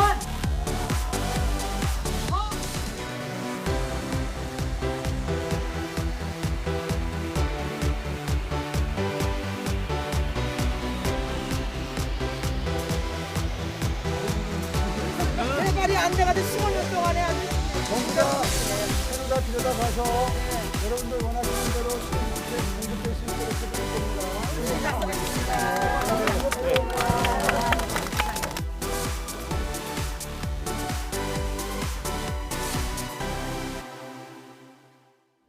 네, 공식 선거 운동이 시작된 지 이틀째인 오늘 여야 후보들 앞서 좀 전해드렸습니다만 지역 곳곳을 누비면서 득표 활동에 여념이 없는 모습이었습니다. 그러면서 상대 후보를 향한 집중 포화를 가하며 신경전도 이어가고 있습니다. 최진 대통령 리더십 연구원장과 자세히 짚어보겠습니다. 어서 오세요. 어서 오십시오. 안녕하십니까. 안녕하십니까. 오늘 공식 선거 운동 이틀째인데요. 네. 두 후보, 그러니까 박영선 후보와 오세훈 후보가 다닌 곳이 좀 달라요. 자, 어떻게 보셨어요? 뭐 역시 본인들의 각각 취약한 곳을 집중적으로 다녔거든요. 예, 정당이 다르고 정치 스타일이 다르기 때문에 각자의 방식으로 해서 예. 좀 차이가 있어서 좀 흥미로웠습니다. 예. 그렇군요. 네. 예. 일단 박영선 후보는 좀 청년층을 공략하는 모습을 보였거든요. 네. 신촌을 간다던가 뭐 홍대를 간다던가 이런 언급들을 많이 했거든요. 예. 그러니까 제 3기 신도시 건설이라는 게 이제 20대, 30대들에게 이제 꿈을 심어주는 거 아닙니까? 예, 근데 LH 사태로 어떤 20, 30대들이 확 등을 돌리기 시작하는 데 대해서 네네. 상당히 아마 위기의식을 느꼈을 겁니다. 그렇군요. 예. 그래서 박영선 후보 이제 첫 일정도 마포 이제 편의점 알바 체험 네. 아니었습니까? 그렇죠. 예, 앞으로 예. 남은 기간에도 아마 20, 30대 젊은층 표 끌어들이는 것이 아마 본인의 지지율을 끌어올리는 중요한 핵심 포인트가 될 거라고 생각합니다. 오늘도 보면 신촌 갔죠, 홍대 갔죠. 네. 그리고 청년층들을 위해서 월세 20만 원을 지원하겠다. 네. 그리고 반값 아파트 공약 연일 강조하고 있습니다. 예. 젊은 층의 표심을 공략하는 거죠. 예, 그렇습니다. 예, 네. 어떻습니까 이 공약들? 지금 당장 효과는 있지 않겠지만 지속적으로 공약을 구체적으로 발표를 하고 거기다가 이제 정부에 대한 뒷받침되는 실질적인 정책적인 어떤 방안까지 제시를 한다면 예. 상당 부분 좀 효과는 있을 거라고 봅니다. 알겠습니다. 예. 박영선 후보는 4시 정도부터 경실련과 정책 협약에 나선다고 하더라고요. 근데 경실련은 사실 이번 정부의 부동산 정책을 상당히 비판했던 거거든요. 예. 이 행보도 부동산 민심을 좀 다잡기 위한 그런 행보라고 볼 수 있겠습니까? 예, 당연히 이제 그렇게 예. 봅니다. 예. 경실련이 아시다시피 이제 과거 정부에도 항상 부동산 문제, 경제 문제도 가장 민감하게 반응을 하고 정책적인 대안도 제시하고 그랬는데 그래서 단기간 동안에 어느 정도 효과가 올지는 모르겠습니다. 근데 지금 이번 LH 사태에 처음으로 어떤 폭로를 한 게 아시다시피 이 참여연대와 민변입니다. 예. 문재인 정부를 떠받치는 양대 시민 예. 단체라고 할 수 있는데 그게 이제 떨어져 나간 위반한 케이스거든요. 예. 그래서 여러 가지 다양한 계층, 지지 계층들이 지금 떨어져 나갔기 때문에 네네. 박영선 후보가 지금 선봉에 서서 다시 되돌리는데 지금 총력을 기울이고 있는 것 같습니다. 그렇군요. 그런데요, 박 후보가 오늘 예. 9억 이하의 주택 공시가 예. 그 9억 이하의 주택 같은 경우에는 그 인상률을 10% 이하로 좀 낮추도록 정부에 건의하겠다 이렇게 이야기를 했거든요. 어떻게 보십니까? 민주당이 받아들일까요? 일단 가능성이 높다고 봅니다. 예. 왜냐하면 지금 민주당에서는 뭐라 그럴까 그 묶음 전략 같은 게 있어요. 말하자면 예. 박영선과 민주당과 서울시장과 내년 대선을 내년 한 묶음으로 대선까지 가자. 묶어서 가기 때문에 박영선의 승리는 이후에 여러 가지 민주당의 지지율, 대통령 지지율 그리고 내년 대선 승리까지 직결돼 있기 때문에 어떤 정책적인 제안을 하더라도 일단 무리가 없는 한은 좀 수용할 가능성이 그렇군요. 좀 높아 보인다라고 봅니다. 예, 알겠습니다. 예, 그리고 오세훈 후보의 경우에는 W자 유세라고 하더라고요. 뭐 강서구도 갔고요. 그리고 박영선 후보가 삼선을 했던 구로구도 갔고요. 그런데 이제 강남구 이런 쪽은 빠졌습니다. 아무래도 좀 열세인 지역을 공략한다고 봐야 되겠습니까? 예, 뭐 그렇다고 봅니다. 오세훈 후보가 좀 약간 강남 스타일 아닙니까? 본인도 내각동 당투기도 지금 강남에 있죠. 국회의원 초대 국회의원 강남에서 그리고, 했습니다. 그리고 이제 박영선 후보가 중소기업청 장관 내세우면서 이제 중소기업청을 집중적으로 공색을 하기 때문에 그런 부분에 대해서 만회하기 위해서 오세훈 후보가 강북 스타일을 좀 많이 강조하지 않나 싶습니다. 조직으로도 많이 좀 게임이 안 되지 않습니까? 아시다시피 서울 국회의원 49명 중에 41명이 지금 민주당 소속이고 구청장 25명 중에 24명이 민주당 소속이기 때문에 조직으로 하면 아주 불리하다. 그래서 오세훈 후보는 이제 바람 이미지, 말하면 본인의 강북 스타일, 서민과 중소기업이라든지 서민층을 챙기는 이 강북 스타일을 상당히 앞으로 좀 활발하게 펼쳐나갈 거로 예상을 합니다. 알겠습니다. 자, 오늘 후보들 설전도 좀 갈수록 격화되고 있습니다. 오늘은 어떤 말들을 했는지 듣고 오겠습니다. 냉곡동 문제는 몰랐다고 하는데 이 몰랐다는 세 가지에 다 거짓말로 드러난 상황입니다. 예를 들면 위치를 몰랐다, 또 국장 전결이다, 노무현 대통령 시절에 한 것이다. 이거 세 가지가 다 아닙니다. 어제는 그 상계동, 목동 일주일 만에 안전 진단을 착수하겠다. 뭐 이런 이제 발언을 한 것을 제가 기사에서 봤는데요. 이 안전 진단과 관련된 것도 서울시에서 하는 것이 아니고 국토부가 하는 것이거든요. 그러니까 과연 이 서울시장을 해본 경험이 있다고 하는데 경험이 있다는 분이 서울시장이 할 일과 안 할 일을 지금 현재 구분을 잘 못하고 있는 이제 그런 상황입니다. 집값 아무 문제 없다. 전국적으로 보면 집값이 안정돼 있다. 1년 전까지 이렇게 넋두리 같은 소리 했었죠. 그래서 제가 연설할 때 이건 무슨 중증 치매 환자도 아니고 그 점을 지적했더니 과한 표현을 썼다고 그래요. 여러분 그 정도 말도 못합니까 야당이? 맞습니다. 박영선 후보는 선거 끝나고 나면 본인이 10만 원씩 나눠주겠다고 그럽니다. 이게 박영선 후보 개인 돈입니까? 자기 돈 같으면 그렇게 쓰겠습니까? 오세훈 후보는 벌써 목이 쉰 것 같아요. 박영선 후보는 지금 오세훈 후보의 내곡동 땅 의혹 그리고 실패한 시장 이미지를 연일 지금 강조하고 있습니다. 중도층 표심 잡기에 어느 정도 효과가 있을까요? 글쎄요, 당장 어느 정도 효과가 있을지. 지금 박영선 후보 진영이 역점을 두고 있는 네거티브 전략 3대 포인트를 보면요. 첫 번째가 오세훈 후보는 이제 내곡동 땅 투기를 했다라는 부분이고 이 부분에 앞으로 후속적으로 구체적 물증이 나오지 않으면 중도층을 움직이는 별 효과가 없다라고 봅니다. 오히려 역풍을 불 수도 있다. 내곡동 같은 경우에는 그 처가 땅이었나요? 예, 그렇습니다. 셀프 보상국이죠, 정확히 말하면. 그 이상의 지금까지 알려졌던 것 이후 이상의 어떤 구체적 물증이 드러나지 않을 경우에 저는 얼마나 효과가 있을까. 두 번째는 실패한 시장이라는 거 아니겠습니까? 근데 이게 지금 이제 10년 된 문제이기 때문에 이미 서울 시민들이 충분히 알고 있습니다. 무상급식 문제를 무상급식으로 중도를 사퇴한 게 10년 전이기 때문에 이미 알고 있는 문제를 다시 불을 붙이는 게 얼마나 효과가 있을까 하고 세 번째가 이제 낡은 정치인이다라는 거 아니겠습니까? 근데 솔직히 지금 나이가 많지 않고 약간 젊은 이미지를 오세훈이 강조하고 있기 때문에 세 가지 네거티브 전략이 어느 정도 효과가 있을까라는 부분이 개인적인 생각입니다. 저는 오히려 박영선 후보가 본인이 이제 중소기업청 장관을 지낸 그런 실력 있고 뭐랄까 듬직한 여성 행정가의 그런 본인의 이미지를 계속적으로 강조하는 포지티브 전략이 훨씬 더 효과가 있지 않을까 생각을 합니다. 솔직히 그리고 박영선 후보는 민주당의 핵심부 있는 의원들도 그런 부분을 많이 좀 아쉬워하더라고요. 전체적으로 민주당은 박영선 후보를 일하는 시장 이런 개념으로 접근하고 있는 것 같던데요. 근데 지금 최근 들어 보면은 상당히 좀 세게 싸우는 듯한 그런 모습을 보여주는 것이 좀 아쉽다라는 그 내부 좀 지적도 나오고 있습니다. 네. 그리고 오세훈 후보는 좀 정권 심판 쪽에 그 무게를 두고 있는 것 같습니다. 앞서서 문 대통령을 향한 발언이 또 다시 이제 논란이 되니까 야당이 그 정도 말도 못하네 이렇게 비판을 하기도 했고요. 또 박영선 후보의 그 공약에 대해서도 비판을 던졌거든요. 근데 결국 뭐 야당 입장에서는 뭐 정권 심판론, 뭐 정권 교체론을 강력하고 세게 국민들에게 주장할 수밖에 없죠. 그게 최고 전략인 겁니다. 자, 그럼에도 불구하고 뭐 대통령을 향해서 중증 뭐 침해자라고 하는 것은 절대 바람직하지 않죠. 어떤 경우라도 저는 뭐 과한 편이라고 봅니다. 근데 다만 이제 이게 지금 선거 때 한 게 아니라 2019년 10월달에 태극기 집회에서 했던 얘기 아니겠습니까? 그렇더라도 어떤 정치인이 사소한 지역에서 얘기했던 말이 언제든지 크게 쟁점화될 수 있다라는 부분을 한번 염두에 뒀으면 좋겠다는 생각이 들고요.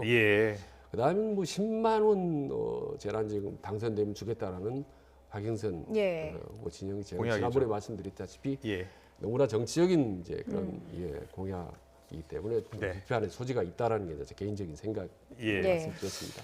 그리고 지금 최근에서 이제 여론조사 결과가 계속 나오고 있는데 오세훈 후보가 오차 범위 밖에서 앞서고는 있습니다. 물론 이게 앞으로 2주가 남았기 때문에 어떻게 될지 모르고요.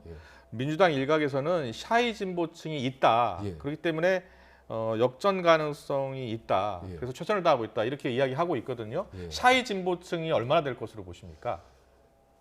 저는 적을 거라고 봅니다. 솔직히 말씀드리면. 왜냐하면 지금 부동산 민심이 오랫동안 지속되면서 상당히 국민들이 지금 분노의 지수가 높기 때문에 진보냐 보수냐 어느 정도 확 갈라져 있다고 봅니다. 그렇기 때문에 샤이 진보는 많지 않다. 다만 그럼에도 불구하고 조금 전에 그런 말씀을 하는 거는 자 우리 진보층이요. 지도가 낮다고 너무 기죽지 말고 다시 좀 힘내라. 좀 더 달라라는 이제 그런 메시지라고 보는 겁니다. 오히려 이제 샤이 진보보다 앵그리 보수가 훨씬 더 많기 때문에 이 앵그리 보수의 분노를 가라앉히는데 역점을 두는 것이 전 더 효과적인 전략이라고 저는 봅니다. 그렇군요. 그런데 오늘 김종인 국민의힘 비대위원장이 오 후보가 한 5에서 7%포인트 차로 승리를 할 거다 이렇게 이야기를 했습니다. 어느 정도 가능성이 있다고 보십니까? 참 그 김종인 위원장 역시 좀 정치적으로 고수다라는 생각이 드는 게 지금 차이도가 두 후보 간에 10% 이상 큰 표 차이 나지 않습니까? 심지어는 20% 가까이 표 차이 나는데 점점 줄어들 수밖에 없습니다. 그걸 예견을 한 겁니다, 김종인. 그래서 표차가 줄어들더라도 전혀 흔들릴 필요가 없다라는 지지층에 대한 메시지를 던진 겁니다. 그런 거군요. 그리고 실제로 정부 여당 입장은 막판에 이제 총력 물량 공세를 하기 때문에 지지도는 줄어들 수밖에 없고 실제로 5% 이내로도 줄어들 수 있습니다. 다만 표가 줄어들지만 그게 뒤집을 정도로 될 수 있는 것인가 라는 부분에 대해서 아직까지 오늘 시점에서 본다면 그 가능성은 지금 매우 좀 낮다고 볼 수 있죠. 김종인 위원장의 분석을 보면요. 안철수 대표의 중도표가 약 22% 되는데 앞서 그래픽으로 보여드렸습니다. 그중에 3분의 2 정도는 오세훈 후보한테 가겠지만 3분의 1은 박영선 후보한테 갈 것이다. 이렇게 분석을 했어요. 중도층의 향방을요. 어떻게 보세요? 이게 이제 프로다운 이게 또 분석인데요. 결국 오세훈 후보가 승리할 경우에 그 1등 공신이 안철수라고 생각하면 착각이다라는 미리 메시지를 던진 겁니다. 그렇군요. 그래서 아직도 여전히 안철수에 대한 개인 감정이 좀 있는 거고 이후 서울시장선거 끝나고 난 다음에 내년에 다가올 미니 보선 때 안철수가 새롭게 또 부상할 가능성을 염두에 두고 미리 날린 견제라고 보는 거죠. 그렇군요. 상당히 프로다운 그렇게 메시지를 보시는 던진 거죠? 겁니다. 알겠습니다. 서울시장 그 표심에 대한 예측도 안철수 대표에 대한 견제라고 지금 분석을 해주셨는데 김종인 비대위원장이 인터뷰에서 안철수 대표에 대해서 언급을 한 바가 있습니다. 들어보고 오겠습니다. 안철수 후보 오고 오세훈 후보 오고 했을 적에 제1야당의 조직력과 안철수의 개인적인 거와 경쟁을 하니까 안철수 후보가 칠 수밖에 없었던 거죠. 우리 당에 들어와서 했으면은 안철수가 아마 후보가 됐을 거예요. 그 사람을 나만큼 많이 만나본 사람이 없을 거예요. 솔직히 여기 위해서 내가 그 사람에 대한 인격이나 모든 점에서 지도자로서의 훌륭한 자질이 있다고 내가 스스로가 확신을 했으면 내가 안철수 후보 단일화하는데 찬성도 했을지도 몰라요. 근데 그런 내가 확신이 없는 한은 나는 그런 짓을 못하겠다. 김종인 위원장이 첫 번째 1월에 국민의힘에 들어왔으면 후보가 됐을 것이다. 됐을 것 같습니까? 저는 뭐 좀 예. 하나만 하면 말씀이 아닌가 싶은데. 예. 그리고요. 지나간 말이니까. 두 번째로 이 안철수 후보에 대해서 한마디로 대통령감은 아니다. 능력이 그렇게 돼 보이지 않는다. 이렇게 지금 비판한 시기거든요. 예. 어떻게 보세요? 그러니까 참 개인적인 악감정이 너무 깊고 크구나라는 걸 새삼 느꼈습니다. 만약에 초기에 안철수 후보가 당으로 입당을 했었더라면, 경선을 했더라면 정말 지금처럼 제법 그럴듯한 단일화가 이루어지기 힘들었고 상당히 아주 망가진 모습이 될 가능성이 높고 저는 개인적으로 봅니다. 그리고 국민의힘에게도 별로 도움이 되지 않았을 겁니다. 지금 이렇게 밖에 와서 핑퐁 밀고 당이 했기 때문에 지금 그나마 이 정도로 압도적인 오세훈 후보가 높은 지지를 보이고 있다고 보는 거죠. 그래서 지난번에 말씀드렸다시피 지금처럼 공개적으로 비판하는 것보다는 오히려 안철수에게 좀 감사패를 줘야 될 상황이 아닌가라는 생각을 제가 말씀드렸죠. 김종인 위원장은 반면에 윤석열 전 총장에 대해서는 준비를 잘하면 진짜 별을 딸 수 있을 것 같다. 예전에 별의 순간도 어느 정도는 맞추지 않았습니까? 오늘 그렇게 이야기를 했거든요. 쭉 인터뷰를 보니까 아주 칭찬을 듬뿍 한 것 같아요. 그러니까 대단히 정무 감각이 많은 것 같다라는 아주 이제 극찬을 하고 또 사법시험 9번 만에 성공하는 것 보니 그동안에 책을 많이 읽은 것 같다. 그리고 말미에 조금 의미 있는 얘기를 했습니다. 만약에 본인이 만나자고 한다면 만날 수도 있다. 전에는 만날 일이 없다라고 했거든요. 그랬군요. 그래서 마치 도움이 필요하면 도움을 줄 수도 있다거나 아니면 너 우리 당으로 오면 정말 제대로 도와주겠다라는 그런 뉘앙스로 저는 받아들였습니다. 그리고 이제 본인 파견할 때 파리 단속 조심하라고 이런 표현했지 않습니까? 파리가 낄 수 있으니까 조심해라. 뭐 이런 뜻. 상당히 좀 센 표현입니다, 사실. 그러니까 우리 국민의힘과 나 외에 다른 엉뚱한 사람들이 당신 돕겠다고 나서면 쉽게 휘말리지 마라. 그런 뜻이군요. 여의도판을 드나드는 이 정치꾼들 조심해라. 그리고 저는 그 군들 중에 몇 사람을 염두에 두고 얘기를 했을 것 같아요. 지금은 이제 말씀드릴 수는 없지만은 상당히 그러니까 아주 센 표현으로 다른 외부 세력 경계를 날리면서 윤석열에게는 아주 호의적인 메시지를 공개적으로 던진 거죠. 알겠습니다. 추후에 실제로 두 사람이 만남을 가질지 지켜보겠습니다. 계속해서 부산 가보겠습니다. 민주당 지도부가 오늘 부산으로 총출동해서 김영춘 후보 지원 사격에 나섰습니다. 그러면서 이 자리에서 박형준 후보에 대한 집중 포화를 쏟아냈습니다. 들어보겠습니다. MB정권 4대강 사찰 연루 논란, LCT 실거주 목적 의혹, 의붓다듯 고급 빌라 전전세 의혹, 딸 홍대 미대 입시 청탁 의혹, 국회 사무총장 당시 지인 레스토랑 운영권 특혜, 기장군 미신고 고급 별장, 외동업 용도 불명 대형 창고, 기장군 15필지, 조현화랑 작가 국회 조형물 설치, 열거하기도 힘이 들 정도로 아주 많습니다. 1일 1의혹이라는 기네스북에 오를 새로운 흑역사를 써가는 박형준 후보는 부산 시민을 부끄럽게 할 최악의 후보로 기록될 것입니다. 오늘은 민주당 지도부가 부산으로 총출동을 했고요. 지금 김태년 당대표 권한대행이 여러 가지 의혹을 지금 박형준 의혹에 대한 의혹을 나열을 했습니다. 굉장히 많습니다, 의혹들이. 그런데 최근 나온 또 여론조사를 보면 아직도 그 지지율 격차가 좁혀지지 않고 있는 것 같아요. 어떻게 보십니까? 그러니까 부산이 지금 문재인 대통령 고향 아니겠습니까? 보면 그런데 지금 이렇게 온갖 공격을 가했는데 흔들리지 않는 걸 보면 부산의 문심이 이른바 반문 정서가 상당히 단단하게 굳어져 가고 있다는 느낌이 듭니다. 저는요 선거 처음부터 끝날 때까지 이 박형준의 대세론을 무너뜨릴 수 있는 가장 큰 핵폭탄은 저는 다른 것도 아니고 저는 가덕도 핵폭탄이라고 생각을 했습니다. 그걸 던졌지 않습니까? 당대표가 직접 몇 번 내려가서 근데 그게 효과가 없단 말입니다. 이후에 여러 가지 이제 다양한 네거티브 공세로 흔들리지 않는 걸 보면 아마 부산 시민들이 박형준은 무슨 일이 나오더라도 개의치 않겠다. 일단 문재인 정부 싫어. 이런 그런 감성적인 판단이 점점 굳어져 가고 있지 않나라는 그런 생각이 듭니다. 예. 지금 보고 계시는 이 화면이 민주당 지도부가 직접 부산에 박형준 후보가 재산 신고를 누락했다고 알려진 그 땅과 건물이 있는 데를 직접 가서 살펴보면서 앞서 들으신 대로 네거티브 공세를 펼친 그런 지역이라는 점 설명을 드리겠습니다. 그리고 국민의힘 경우에는 김영춘 후보 형의 땅 특혜 매매 의혹을 제기했습니다. 이 내용 듣고 오겠습니다. 김 후보와 친형 그리고 구청장 사이에 이루어진 거래는 전형적인 내부자 거래와 같다고 생각합니다.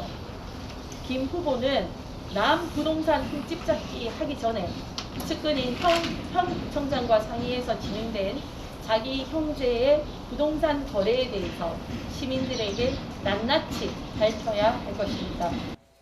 네, 김영춘 후보 측은 즉각 명예훼손이라면서 법적 대응을 예고했습니다. 지금 부산 같은 경우에는 법적 공방, 고소 고발 지금 계속 이루어지고 있습니다. 네거티브전이 계속 가열되고 있네요.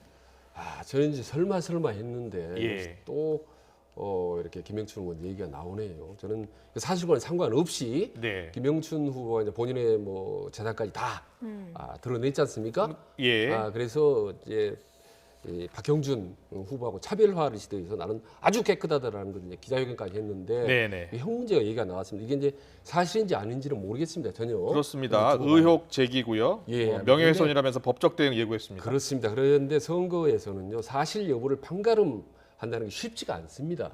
일단 의혹이 나오면은 유권자들 입장에서는 이건가 저건가라고 판단을 못하고 자꾸 딴 생각을 하기 때문에. 결국은 그럼 독인 객인 그러면 뭐 양비론으로 흘러갈 가능성이 없다. 그러면 결국은 훨씬 지도가 높은 박형준의 대세론이 유리할 수밖에 없다. 이렇게 상황이 흘러가고 있는 것 같습니다. 그리고 오늘 김영춘 후보, 박형준 후보가 나란히 오거돈 성폭력 사건 공동대책위원회가 이제 주최한 기자회견에 참석을 했습니다. 피해자에게 뭐 사과를 하기도 하고 성폭력 없는 부산을 만들겠다 이렇게 약속을 하기도 했거든요. 좀 의미 있는 행보라고 봐야 되겠죠. 당연히 그렇게 했었어야죠. 그런데 이제 이른바 오거돈 성추행의 악몽을 이제 다시 되새기는 어떻게 행사 아니겠습니까? 당연히 저는 행사는 두 후보에게 바람직하고 해야 될 행사지만 득표 전략상으로 보면은 이제 박형준 후보한테 유리할 수밖에 없죠. 서울 같은 경우는 최근 아시다시피 임종석 이제 후보 같은 경우가 지금 서울시장 이제 뭐 꼭 그렇게 잘못한 거냐 뭐 이런 얘기를 하고 있지 않습니까? 그래서 상당히 이제 역풍을 불기도 하고 있는데 지금 서울이든 부산이든 간에 그리고 부산 성폭력 문제 이런 문제는 아주 그냥 쿨하고 화끈하게 국민들한테 사과하고 가는 것이 훨씬 득표에 유리합니다. 알겠습니다. 계속해서 대통령 지지율 좀 보겠습니다. 오늘 한국 갤럽 조사가 나왔는데요. 대통령 지지율이 갤럽 조사 결과로는 최저치를 기록을 했습니다. 뭐 여러 가지 이유가 있겠습니다만 최근 LH 사태가 컸겠죠. 네, 그렇다고 봅니다. 지금 40% 안팎의 지지도로 역대 대통령 위해서 가장 레임덕의 징후가 없었던 탄탄한 지지를 보였던 문재인 대통령이 최근 들어 팍 꺾이지 않습니까? 근데 이게 이제 문재인 대통령 대표 정책이 아시다시피 부동산 정책인데 이게 무려 1년, 2년, 3년, 4년째 계속적으로 실패해 온 것이 다름없지 않습니까? 흔히 말하는 뭐 25번의 연거푸 실세. 그래서 꾸준히 누적돼 왔던 이 불만이 LH 사태 불을 붙여버린 것이기 때문에 갑자기 확 지도가 이제 떨어지기 시작한 거죠. 그러니까 부동산 LH 사태라고 보기에는 너무 긴 거죠. 부동산에. 문재인 대통령 4년 가까이 정책의 꾸준한 실패 아닌 실패 때문에 국민들이 계속 불불불 밑에서 민심 끌어왔던 거죠. 그게 결국 이제 막판에 선거를 앞두고 터져버린 거 아니겠습니까? 이렇게 대통령 지지율이 떨어지는 양상이 보궐선거에도 상당한 영향을 미칠 것 같거든요. 어떻습니까? 당연히 영향을 미치죠. 대통령의 지지도는 곧 당의 지지도는 곧 여권 대선 지지율 세계가 1인 3각으로 움직이기 때문에 당연히 선거에 악영향을 많이 미치죠. 지난 총선 때는 보면 대통령과 함께 사진도 찍고 대통령 마케팅을 했다고도 볼 수가 있었습니다. 그런데 이번 보궐선거 때는 모습이 잘 보이지 않는 것 같아요. 전혀 사라졌지 않습니까? 근데 대통령 마케팅 반대말이 무엇인지 아십니까? 대통령 차별화입니다. 예. 그러니까 문재인 마케팅의 반대는 문재인 차별화입니다. 예. 그러니까 문재인 대통령이 오히려 반대를 하고 거리를 두는 게 차별화인데 이건 아직 없는. 지금은 거리를 두는 것은 아닙니다. 예. 그나마 다행이라고 생각합니다. 예, 이 단계를 자칫 넘어서면 차별화를 하기 시작하지 않습니까? 예. 특히 만약에 대권 주자들이 앞장서 차별을 하기 시작한다면 그건 걷잡을 수 없습니다. 그래서 제 책에 나오는 말하자면 레임덕의 마지막 5단계이기 때문에 아주 빨간 불이 켜지는 거죠. 자, 지금 대통령 지지율에 빨간불이 켜졌고요. 이게 국정 운영에도 영향을 미치지 않습니까? 네.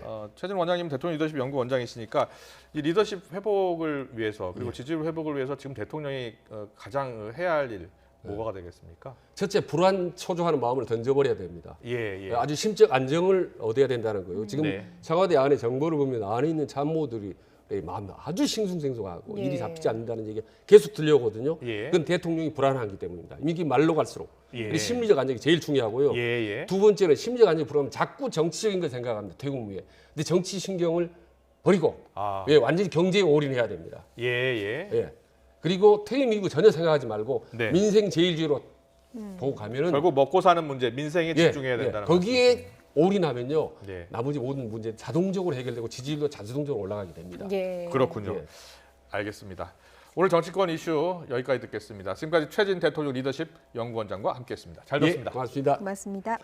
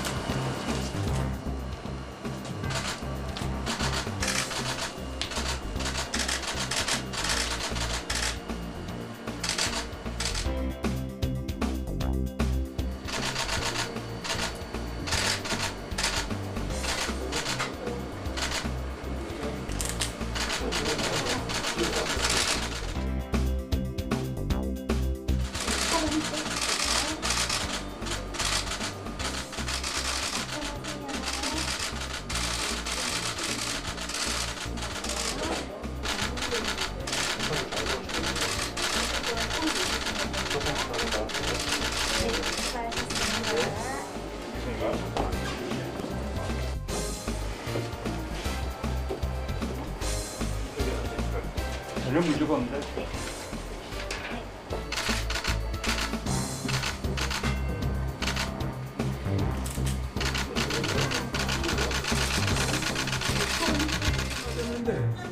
어떤 백신을 맞았느냐 하는 것에 대해서 국민이 잘 믿지 않으려고 그래요. 이것이 이 나라의 지금 현재의 불신의 풍조라는 것을 잘 알아야 합니다. 그리고 이 정부가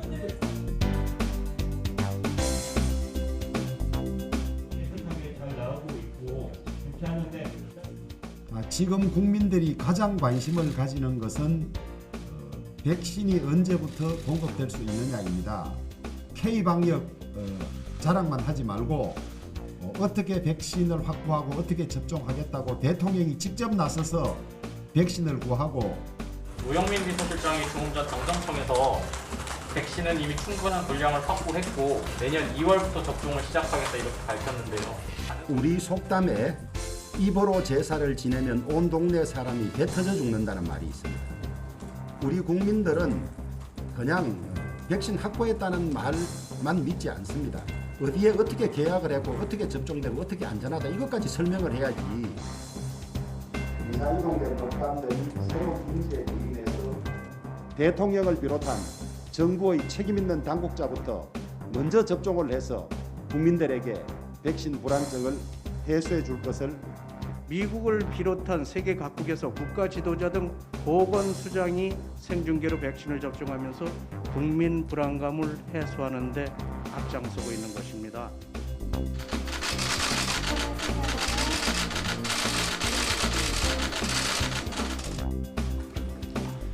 예, 회의 시작하겠습니다. 성공적인 접종이 되기를 바랍니다. 그런데 국민들에게 백신의 안전성에 조금이라도 의심이 있다면 대통령도 맞는다고 보여주게 할 것이 아니라 객관적으로 검증된 안전성 확보에 더 만전을 기해야 할 것입니다. 단순히 정치적 쇼로 문제를 불식시키려 해서는 안 될 것입니다. 한편 문재인 대통령은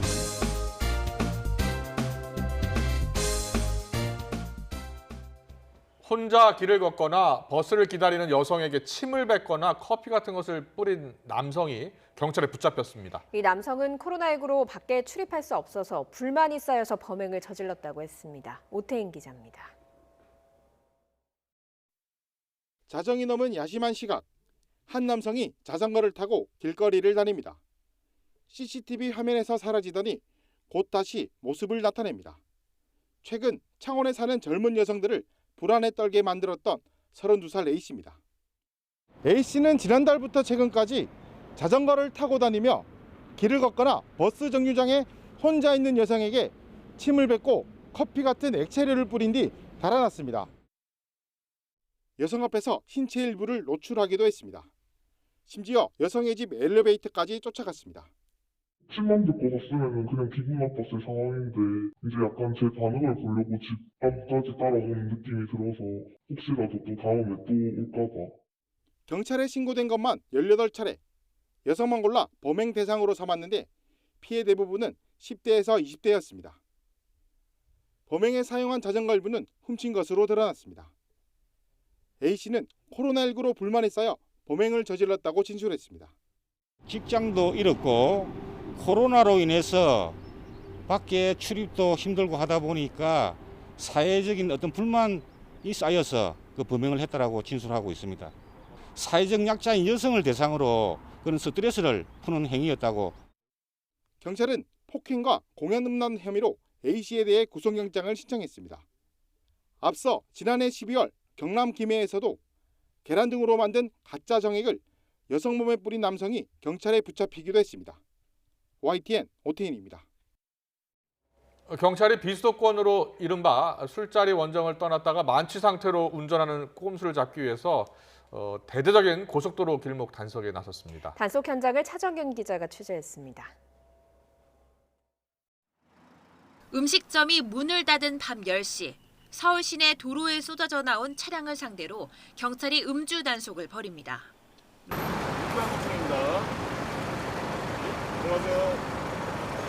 단속이 시작된 지 30분이 지나자 비접촉 음주 감지기에 경보음이 울리고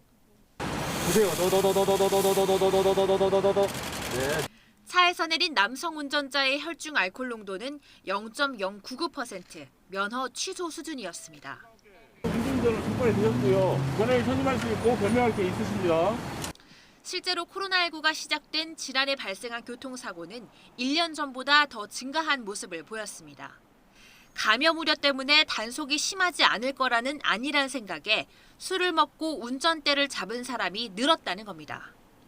특히 지난 15일부터 비수도권 유흥주점의 영업 제한 시간이 해제됐는데 이른바 술집 원정을 떠난 사람들도 몰래 운전을 했다가 덜미가 잡혔습니다. 지난 18일 밤 경찰이 고속도로 진출입로에서 음주 단속을 벌인 결과 모두 31명이 적발됐습니다. 비접촉 음주 단속이라는 그 일종의 장비를 좀 코로나 시대에 맞게끔 제작해서 활용해서 단속을 지속적으로 하고 있습니다. 경찰은 경부와 경인 고속도로 나들목 등 수도권 고속도로 진출입로에서 합동 단속을 벌이고 연말연시 수준으로 상시 단속을 강화하겠다는 계획입니다. YTN 차정은입니다. 이처럼 경찰이 어젯밤 10시부터 2시간 동안 수도권 고속도로 나들목 등 76곳에서 음주운전 단속을 한 결과 모두 57건이 적발됐습니다. 미국 엘라바마주 북부를 토네이도가 강타해서 최소 5명이 숨지고 수십 명이 다쳤습니다. 집 지붕이 날아가고 나무도 뿌리채 뽑힐 정도로 위력이 강했습니다. 김정혜 기자입니다. 거센 빗줄기에 와이퍼도 속수무책입니다. 블랙홀이 빨아들이는 듯 삽시간에 각종 잔해가 저 멀리 쓸려 내려가고 나무들은 뿌리째 뽑혀 곳곳에서 나뒹굽니다. 지붕이 날아가고 벽도 뜯긴 집. 평화롭던 마을은 한순간에 쑥대밭이 됐습니다. 현지 시간 25일 미국 엘라바마주 북부를 토네이도가 강타했습니다. 최소 5명이 숨지고 수십 명이 다쳤습니다. 특히 1,200여 명이 거주하는 오학기 마을의 피해가 커서 사망자가 모두 이곳에서 나왔습니다. 다른 지역도 피해는 적지 않았습니다. 주택 붕괴나 파손 피해가 속출했고 전기도 끊겨 불편을 겪고 있습니다. You see the bed frame? Yeah. I was out there watching the president on TV. There was about a minute left. He was just about to finish, and the power flickered off. 구조대원들은 현장에서 추가 희생자나 부상자가 없는지 수색 중입니다. 주 당국은 대피소를 열어 이재민들을 받고 있습니다. 토네이도는 엘라베마 지역 160km를 휩쓸고 지나갔습니다. 기상 전문가들은 토네이도의 영향으로 미시시피주 동부와 조지아주 서부, 테네시와 켄터키주 일부가 번개와 홍수, 회오리 바람이 일어날 수 있다고 경고했습니다. YTN 김정희입니다. 수에즈 운하 통행이 막히면서 우리 국적 선사인 HMM 컨테이너선 한 척도 인근 해상에서 대기 중입니다. 상황을 지켜보고 아프리카 희망봉 우회를 검토할 계획인데 사태가 길어질 경우 세계적인 물류 대란이 심해질 거란 우려가 커지고 있습니다. 이지은 기자입니다. 유럽과 아시아를 잇는 수에즈 운하를 완전히 가로막아버린 에버기 분호. 컨테이너 2만여 개가 실린 배의 선수 부분은 모래제방에 박혔습니다.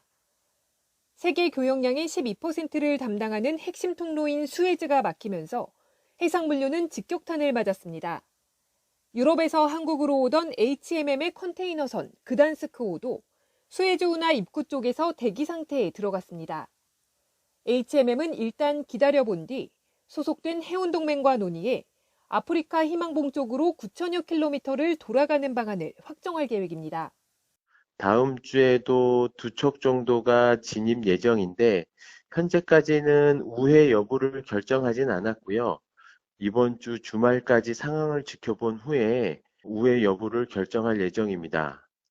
이미 지난해 하반기부터 선박 부족으로 세계적인 해상물류 대란이 이어진 가운데 이번 사고로 상황이 더 나빠질 것이란 우려가 커지고 있습니다.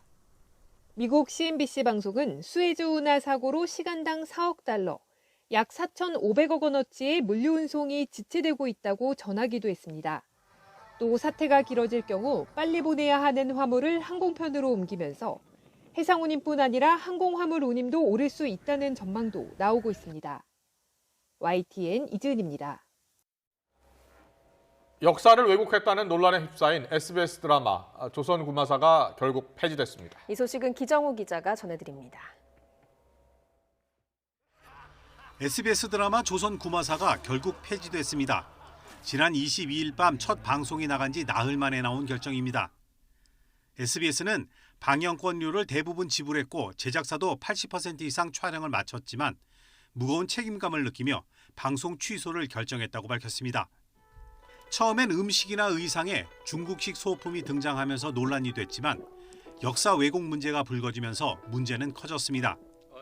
훗날 세종대왕이 되는 충녕대군을 6대조 할아버지를 욕하는 폐륜화로 그리는가 하면 태종은 환상을 보고 백성을 살육하는 학살자로 묘사한 것입니다. 실제 역사 속 태종의 모습과는 많이 다릅니다. 수학 상황을 조사해서 세금을 감면해주는 다폼 손실법이라는 제도가 있는데요. 이건 태종이 전면적으로 실시한 제도입니다. 뿐만 아니라 백성들에게 무이자로 곡식을 빌려주는 의창제도를 또 전면적으로 실시한. 퓨전 사극이라 해도 역사적 인물을 묘사할 땐 더 주의했어야 했다는 지적입니다. 퓨전 사극 나올 때마다 의뢰의 역사 왜곡 논란은 항상 있었고 근데 이제 이 작가 같은 경우에는 단순한 상상에서 그치지 않고 실존 역사 인물을 등장을 시키다 보니까 그게 왜곡 논란이 더 커진 거예요. 빗발치는 항의에 제작사와 SBS는 작품을 재정비하겠다며 사과했지만 소용이 없었고 드라마 중단 요구를 넘어 SBS의 지상파 재허가를 취소하라는 국민청원까지 등장했습니다. 결정적으로 광고까지 모두 중단되면서 드라마를 이어나갈 힘을 잃은 겁니다. 역사 왜곡 논란으로 TV 드라마가 중간에 폐지된 건 이번이 처음입니다. 제작사들도 모든 제작을 중단하고 해외 판권의 계약 해지 절차를 밟고 있습니다. 서비스하던 모든 해외 스트리밍도 내렸거나 곧 내릴 예정입니다. 제작사들은 참여했던 스태프와 관계자들의 피해를 최소화하기 위해 노력하겠다는 입장이지만 제작비가 320억 원이나 되는 만큼 깔끔한 마무리를 기대하기는 어려워 보입니다. YTN 기종훈입니다.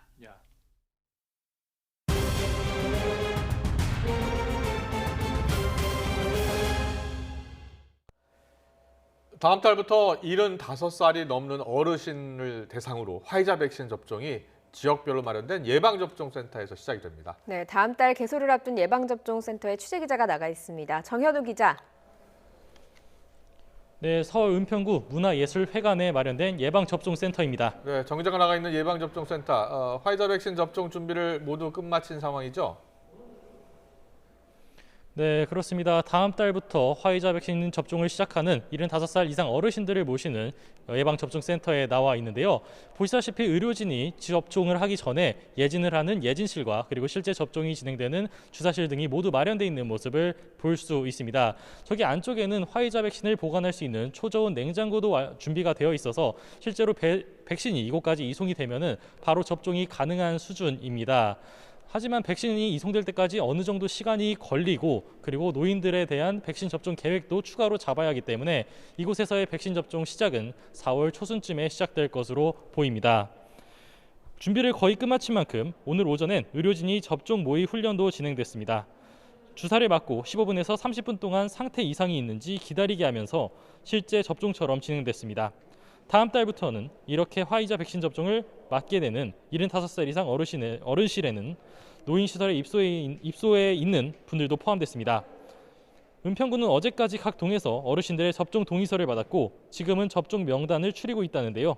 아무래도 고령화율이 높은 곳인 만큼 접종 대상도 많고 동의율도 낮지 않다는 설명입니다. 거동이 불편한 경우가 많은 75살 이상 시민을 대상으론 예방접종 시설의 접근성이 좋아야지만 접종 역시 순조로울 텐데요. 은평구에선 각 동사무소에서 출발해 예방접종 시설까지 어르신을 실어나를 전세버스를 5대 마련했다고 합니다. 또 예방접종 추진단은 4월 중에는 예방접종센터 140개소, 6월엔 69개소를 마련해 7월 안에 센터 254곳을 설치해 최대한 가까운 곳에서 접종이 이뤄지게 한다는 계획입니다. 화이자 백신 접종에 더해 2분기엔 아스트라제네카 백신 접종 대상도 늘어납니다. 우선 요양병원이나 시설 밖에 계신 65살에서 74살 사이 어르신들도 6월부터는 아스트라제네카 백신 접종을 받습니다. 방역당국은 위탁 의료기관을 10,000개소에서 예약을 받아서 직접 접종을 진행하겠다는 계획입니다. 또 학교에서 일하는 특수교육 종사자와 초중등 보건교사 등은 4월 첫째 주에 아스트라제네카 백신을 맞고 유치원과 어린이집 교사, 초등학교 1, 2학년 교사는 6월에 접종받게 됩니다. 코로나19 치료병원을 제외한 보건의료인, 경찰, 소방, 군인 등에 대한 백신 접종 계획도 6월 중에 잡혀 있습니다. 65살 미만 요양병원과 요양시설 입소자 등을 대상으로 하는 1분기 1차 접종도 순조롭게 진행 중인데요. 지금까지 82%가 1차 접종을 마친 상황입니다. 그리고 지난 23일 65살 이상 노인들 가운데 처음으로 아스트라제네카 백신을 맞은 요양병원과 요양시설 입소자와 종사자 가운데 1차 접종을 마친 비율은 16%까지 올랐습니다. 지금까지 서울 은평구 문화예술회관에서 YTN 정현우입니다. 정부가 현재 적용 중인 사회적 거리두기 단계를 2주간 더 연장하기로 했습니다. 한영규 해설위원과 함께 짚어보겠습니다. 어서 오세요. 예. 오늘 신규 확진자가 494명이 나왔잖아요. 300~400명대 왔다 갔다 하다가 지금 500명에 육박하고 있거든요. 어떻게 된 겁니까? 지금 이제 신규 확진자가 매일 300~400명대로 계속 이어지고 있습니다. 그러다 보니까 지금 현재 일주일 하루 평균 환자는 거리두기 2.5단계인데 현실적으로 지금 올리기는 좀 어려운 상황이고 그렇다 보니까 다시 2주간 연장하기로 했고요. 지난 2월 15일부터 이게 지금 수도권의 2단계, 비수도권은 1.5단계 이렇게 적용이 되고 있는데 지금 3차례 연장하게 돼서 약 2달간 계속 현행 거리두기 단계가 이제 유지되는 상황이 되고 지금 3차 유행이 11월 중순부터 시작됐습니다. 그래서 지금 만 4개월이 지나고 5개월째 접어들고 있는데 좀처럼 이게 줄어들지 않고 있습니다. 오히려 조금씩 약간 늘어나는 그런 조짐까지 나타나고 있고요. 그러다 보니까 뭐 방역 당국으로서도 고민이 많았겠지만 2주 연장하고 5인 이상 사적 모임 금지도 유지하고 수도권의 경우는 밤 10시 영업시간 제한도 그대로 유지하기로 했습니다. 네. 그럼에도 불구하고 좀 달라지는 방역 수칙이 있다고요? 네, 그 기본 방역 수칙이 지금은 4가지인데 이걸 7가지로 3개가 더 늘어납니다. 그렇습니까? 예. 이제 먼저 이제 출입 명부 작성이 좀 강화되는데요. 네. 이제 지금은 이제 식당에 갈 때 대표로 한 명이 이름 뭐 전화번호 이렇게 적을 수 있었지만 앞으로는 모든 출입자가 그 명부를 작성해야 되고요. 네. 유흥시설 같은 경우에는 전자 출입 명부가 의무화됩니다.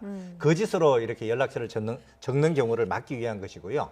그리고 이제 다중이용시설은 증상이 있는 유증상자가 있는지 확인을 해서 그런 경우는 출입을 제한하도록 그렇게 조치를 해야 되고 이용 가능 인원도 반드시 게시를 하도록 그렇게 예. 했습니다. 또 한 가지는 그 다중이용시설에서 이제 침방울이 발생해서 감염 위험을 높이지 않도록 그 영화관이나 경기장에서 음식을 섭취하지 못하도록 그러니까 마스크를 벗고 음식을 섭취하지 못하도록 했고 또 공연장이나 스포츠 경기장에서는 응원을 하거나 함성을 지르는 행위를 하지 못하도록 예. 금지를 해서 일주일간은 계도 기간이고 그 이후에는 점검과 처벌을 할 수 있다 이렇게 밝혔습니다. 예.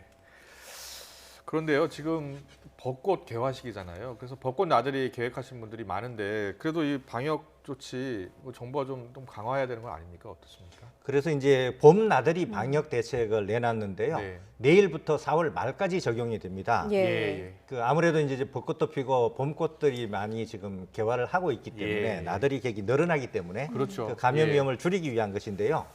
이제 가급적 여행은 가족 단위 소규모로 가까운 곳에 자기 차량을 이용해서 다녀와 달라 예.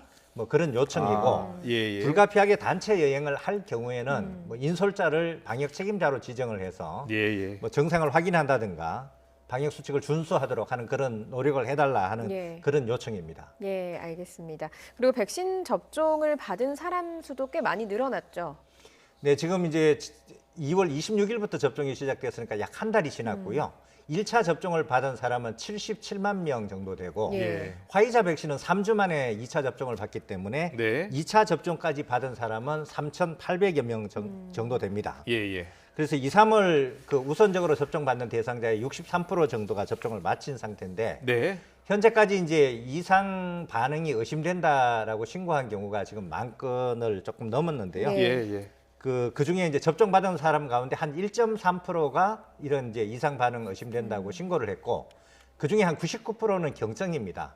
예. 1% 정도만 이제 뭐 아나필락시스가 의심된다든가 또 뭐 경련, 중환자실 입원, 뭐 사망하는 경우인데 지금까지 접종 후에 사망으로 의심 신고된 경우가 이제 17명 발생은 했지만 아직 인과성은 확인된 경우는 없고요.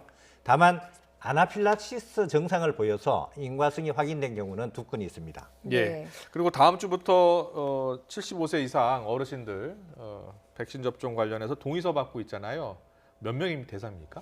대상자가 364만 명입니다. 예. 네. 그래서 이제 이분들은 그 75세 이상 고령층이고 주민센터에 방문해서 접종 동의를 할 수도 있지만 네. 고령이다 보니까 지금 대부분 통장이나 이장들이 방문해서 설명을 하고 접종 동의서를 받고 있는 상황이고요. 예. 다음 주 이제 목요일 4월부터 이제 접종이 시작되는데 이 화이자 백신이 영하 70도에서 보관을 해야 되기 때문에 네. 접종센터를 방문해야 되고 46곳에서 이제 접종을 시작하게 됩니다.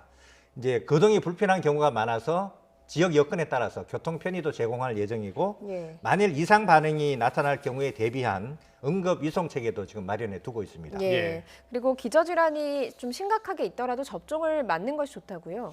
네, 기저질환이 있을 경우에는 중증으로 진행돼서 사망 위험이 높아지기 때문에 기저질환이 있는 사람은 오히려 접종을 받아야 됩니다. 예. 다만 이제 75세 이상 고령층 가운데 몇 가지 경우는 접종에서 제외가 됩니다. 예를 들어 그 외출이나 이동이 어려울 정도로 거동이 불편하거나 또는 이동을 했을 때 질환이 더 악화될 우려가 있을 때 또 예진을 했는데 본인 의사를 표현하지 못하는 경우에는 접종 대상에서 제외되고요.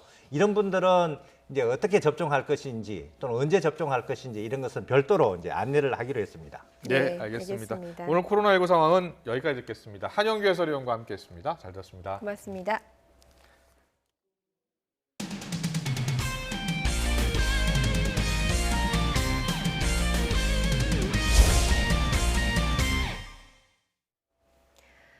흥국생명과 GS칼텍스가 올 시즌 여자 배구 챔피언을 가립니다. 흥미진진한 경기가 기대되고 있는데요. 배구장으로 가보겠습니다. 조성호 기자. 네, 서울 장충체육관입니다. 네, 여자 배구 챔피언 결정전 1차전 언제 시작합니까? 네, 저녁 7시부터입니다. 조금 전 양팀 선수들이 이곳 경기장에 도착했고요. 지금은 입장하는 관중을 환영하는 사전 행사와 안내가 진행되고 있습니다. 이곳 장충체육관의 관중석 10%인 276명까지 들어오는데 어제 예매가 시작된 지 5분이 채 되지도 않아서 모두 매진됐습니다. 네, 오늘 말씀하신 것처럼 챔피언 결정전 1차전 정규리그 1위 GS칼텍스와 2위 흥국생명이 맞붙습니다. 오전 3승제로 여자 배구 최강팀을 가립니다. 흥국생명은 플레이오프에서 시리즈 전적 2승 1패로 IBK 기업은행을 물리치고 챔프전에 올랐습니다. 그제 3차전에서 세트스코어 3대0으로 완벽하게 승리했습니다. 다친 손가락에 붕대를 감은 채 23점을 올린 배구 여제 김연경의 투혼이 돋보였습니다. 그제 경기 평균 시청률은 2.56%, 순간 최고 시청률 3.74%로 V리그 출범 이후 중계방송 최고 시청률 기록을 갈아치웠습니다. 네, 그만큼 여자 배구 포스트 시즌에 많은 관심이 쏠려 있는데요. 챔프전 어떻게 전망하고 있습니까? 네, 객관적 전력은 GS칼텍스가 조금 앞선다는 평가입니다. 하지만 흥국생명의 투지도 만만치 않습니다. 세 번째 챔프전 우승을 노리는 GS칼텍스는 어차피 우승은 흥국생명, 어우흥이란 예상을 뒤집은 팀입니다. 정규리그 막바지 이재영, 이다영 자매를 잃은 흥국생명을 제치고 역전 우승을 이뤄냈습니다. 주장 이소영과 강소희, 외국인 선수 러츠, 이른바 삼각편대를 중심으로 안정적인 경기력이 강점입니다. 반면 흥국생명은 가라앉았던 팀 분위기가 플레이오프 승리로 되살아난 게 희망적입니다. 김연경뿐 아니라 외국인 선수 브루나가 제 몫을 해줘야 합니다. 챔프전을 앞둔 김연경 선수 각오 들어보시죠. 부담을 가져야 될 곳은 저희가 아니고 GS칼텍스인 것 같아요. 그래서 저희는 부담 없이 정말 도전자의 입장으로 저희는 한 경기 한 경기 치를 거고. 네, 올 시즌 코보컵과 정규 시즌 우승에 이어 챔프전 우승까지 손에 넣으려는 GS칼텍스와 명예회복을 노리는 김연경의 흥국생명 가운데 누가 먼저 기선을 잡을지 지켜보시기 바랍니다. 지금까지 서울 장충체육관에서 YTN 조성호입니다. 올 시즌 최고의 고졸 왼손 투수로 기대를 모으고 있는 신인 김진욱과 이의리가 하루 간격으로 등판해서 강렬한 인상을 남겼습니다. 서봉국 기자입니다. 지난 21일 첫 시범 경기 등판에서 2와 3분의 이닝 무실점으로 만점 데뷔를 했던 롯데 19살 왼손 투수 김진욱. 두 번째 등판인 기아전 2회 공수 교대 때 주심에게 공에 침을 지나치게 묻힌다며 이른바 스피볼 경고를 받습니다. 학창시절 만들어진 습관인데 당초 공에다 이물질을 묻히면 안 된다는 규칙 위반인데다 코로나19 매뉴얼에도 엄격한 금지 조항입니다. 흔들린 김진욱은 3회 볼넷을 남발하며 원아웃 만루 위기를 맞았고 최형우를 땅볼로 유도했지만 이루수 안치홍이 실책을 범해 2점을 내줬습니다. 하는 습관들을 하기는 합니다. 네. 하기는 하는데 아무래도 주심 심판이 그걸 지적을 했기 때문에 그것 또한도 신경을 쓰고 있거든요. 그렇죠. 그것은 약간 지금 밸런스가 좀 깨졌어요. 하지만 앞서 강타자 터커를 낙차큰 커브를 앞세워 3구 3진으로 잡아내는 등 선발 3이닝을 비자책으로 막아 평균 자책점 0의 행진은 이어갔습니다. 전날 기아의 19살 새내기 이의리도 첫 등판을 인상적으로 마무리했습니다. 150km에 가까운 직구와 다양한 변화구로 롯데 타선의 5이닝 무실점, 삼진 7개를 뺏었습니다. 제구력만 더 보완한다면 미국으로 떠난 에이스 양현종의 공백을 상당 부분 메울 것으로 기대됩니다. 한편 기아와 롯데의 2차전에서는 3회 롯데 나스겹의 강한 타구에 이루심이 맞을 뻔한 아찔한 장면도 연출됐습니다. YTN 서봉국입니다. 네, 오늘 올봄 들어 가장 따뜻했습니다. 볕이 내리쬐고 따뜻한 남서풍이 유입되면서 기온이 크게 올랐는데요. 서울 20.6도, 광주는 무려 25도까지 오르면서 평년 기온을 크게 웃돌았습니다. 다만 날이 따뜻하니 대기 정체로 미세먼지가 발생입니다. 지금 수도권과 충남 지역의 공기가 탁한데요. 다행히 주말인 내일 전국에 비가 오면서 오후부터는 대기질이 나아지겠습니다. 내일과 모레 비가 오면서 기온은 크게 오르지 못합니다. 서울 한낮 기온 15도 안팎에 머물겠습니다. 예상되는 비 양을 보겠습니다. 제주 산간에는 150mm 이상, 제주도와 남해안에는 최고 80mm의 비와 함께 강풍도 몰아치겠고요. 수도권과 호남, 경남 지방에도 최고 60mm의 꽤 많은 비가 오겠습니다. 내일 아침 기온은 오늘보다 1도에서 5도가량 높겠습니다. 서울 10도, 대구와 울산, 창원 8도로 시작하겠고요. 한낮 기온은 서울 16도, 대전 19도, 부산 18도로 비가 오면서 오늘보다 5도에서 7도가량 낮겠습니다. 비는 일요일 오전 그치겠지만 밤부터 다시 오기 시작해서 중서부 지방은 월요일 오전까지 이어지겠고요. 다음 주에는 20도를 웃도는 따뜻한 봄 날씨가 이어지겠습니다. 날씨 정보였습니다. 이어서 저녁 종합 뉴스 이브닝 뉴스가 방송됩니다. 시청해주신 여러분 고맙습니다.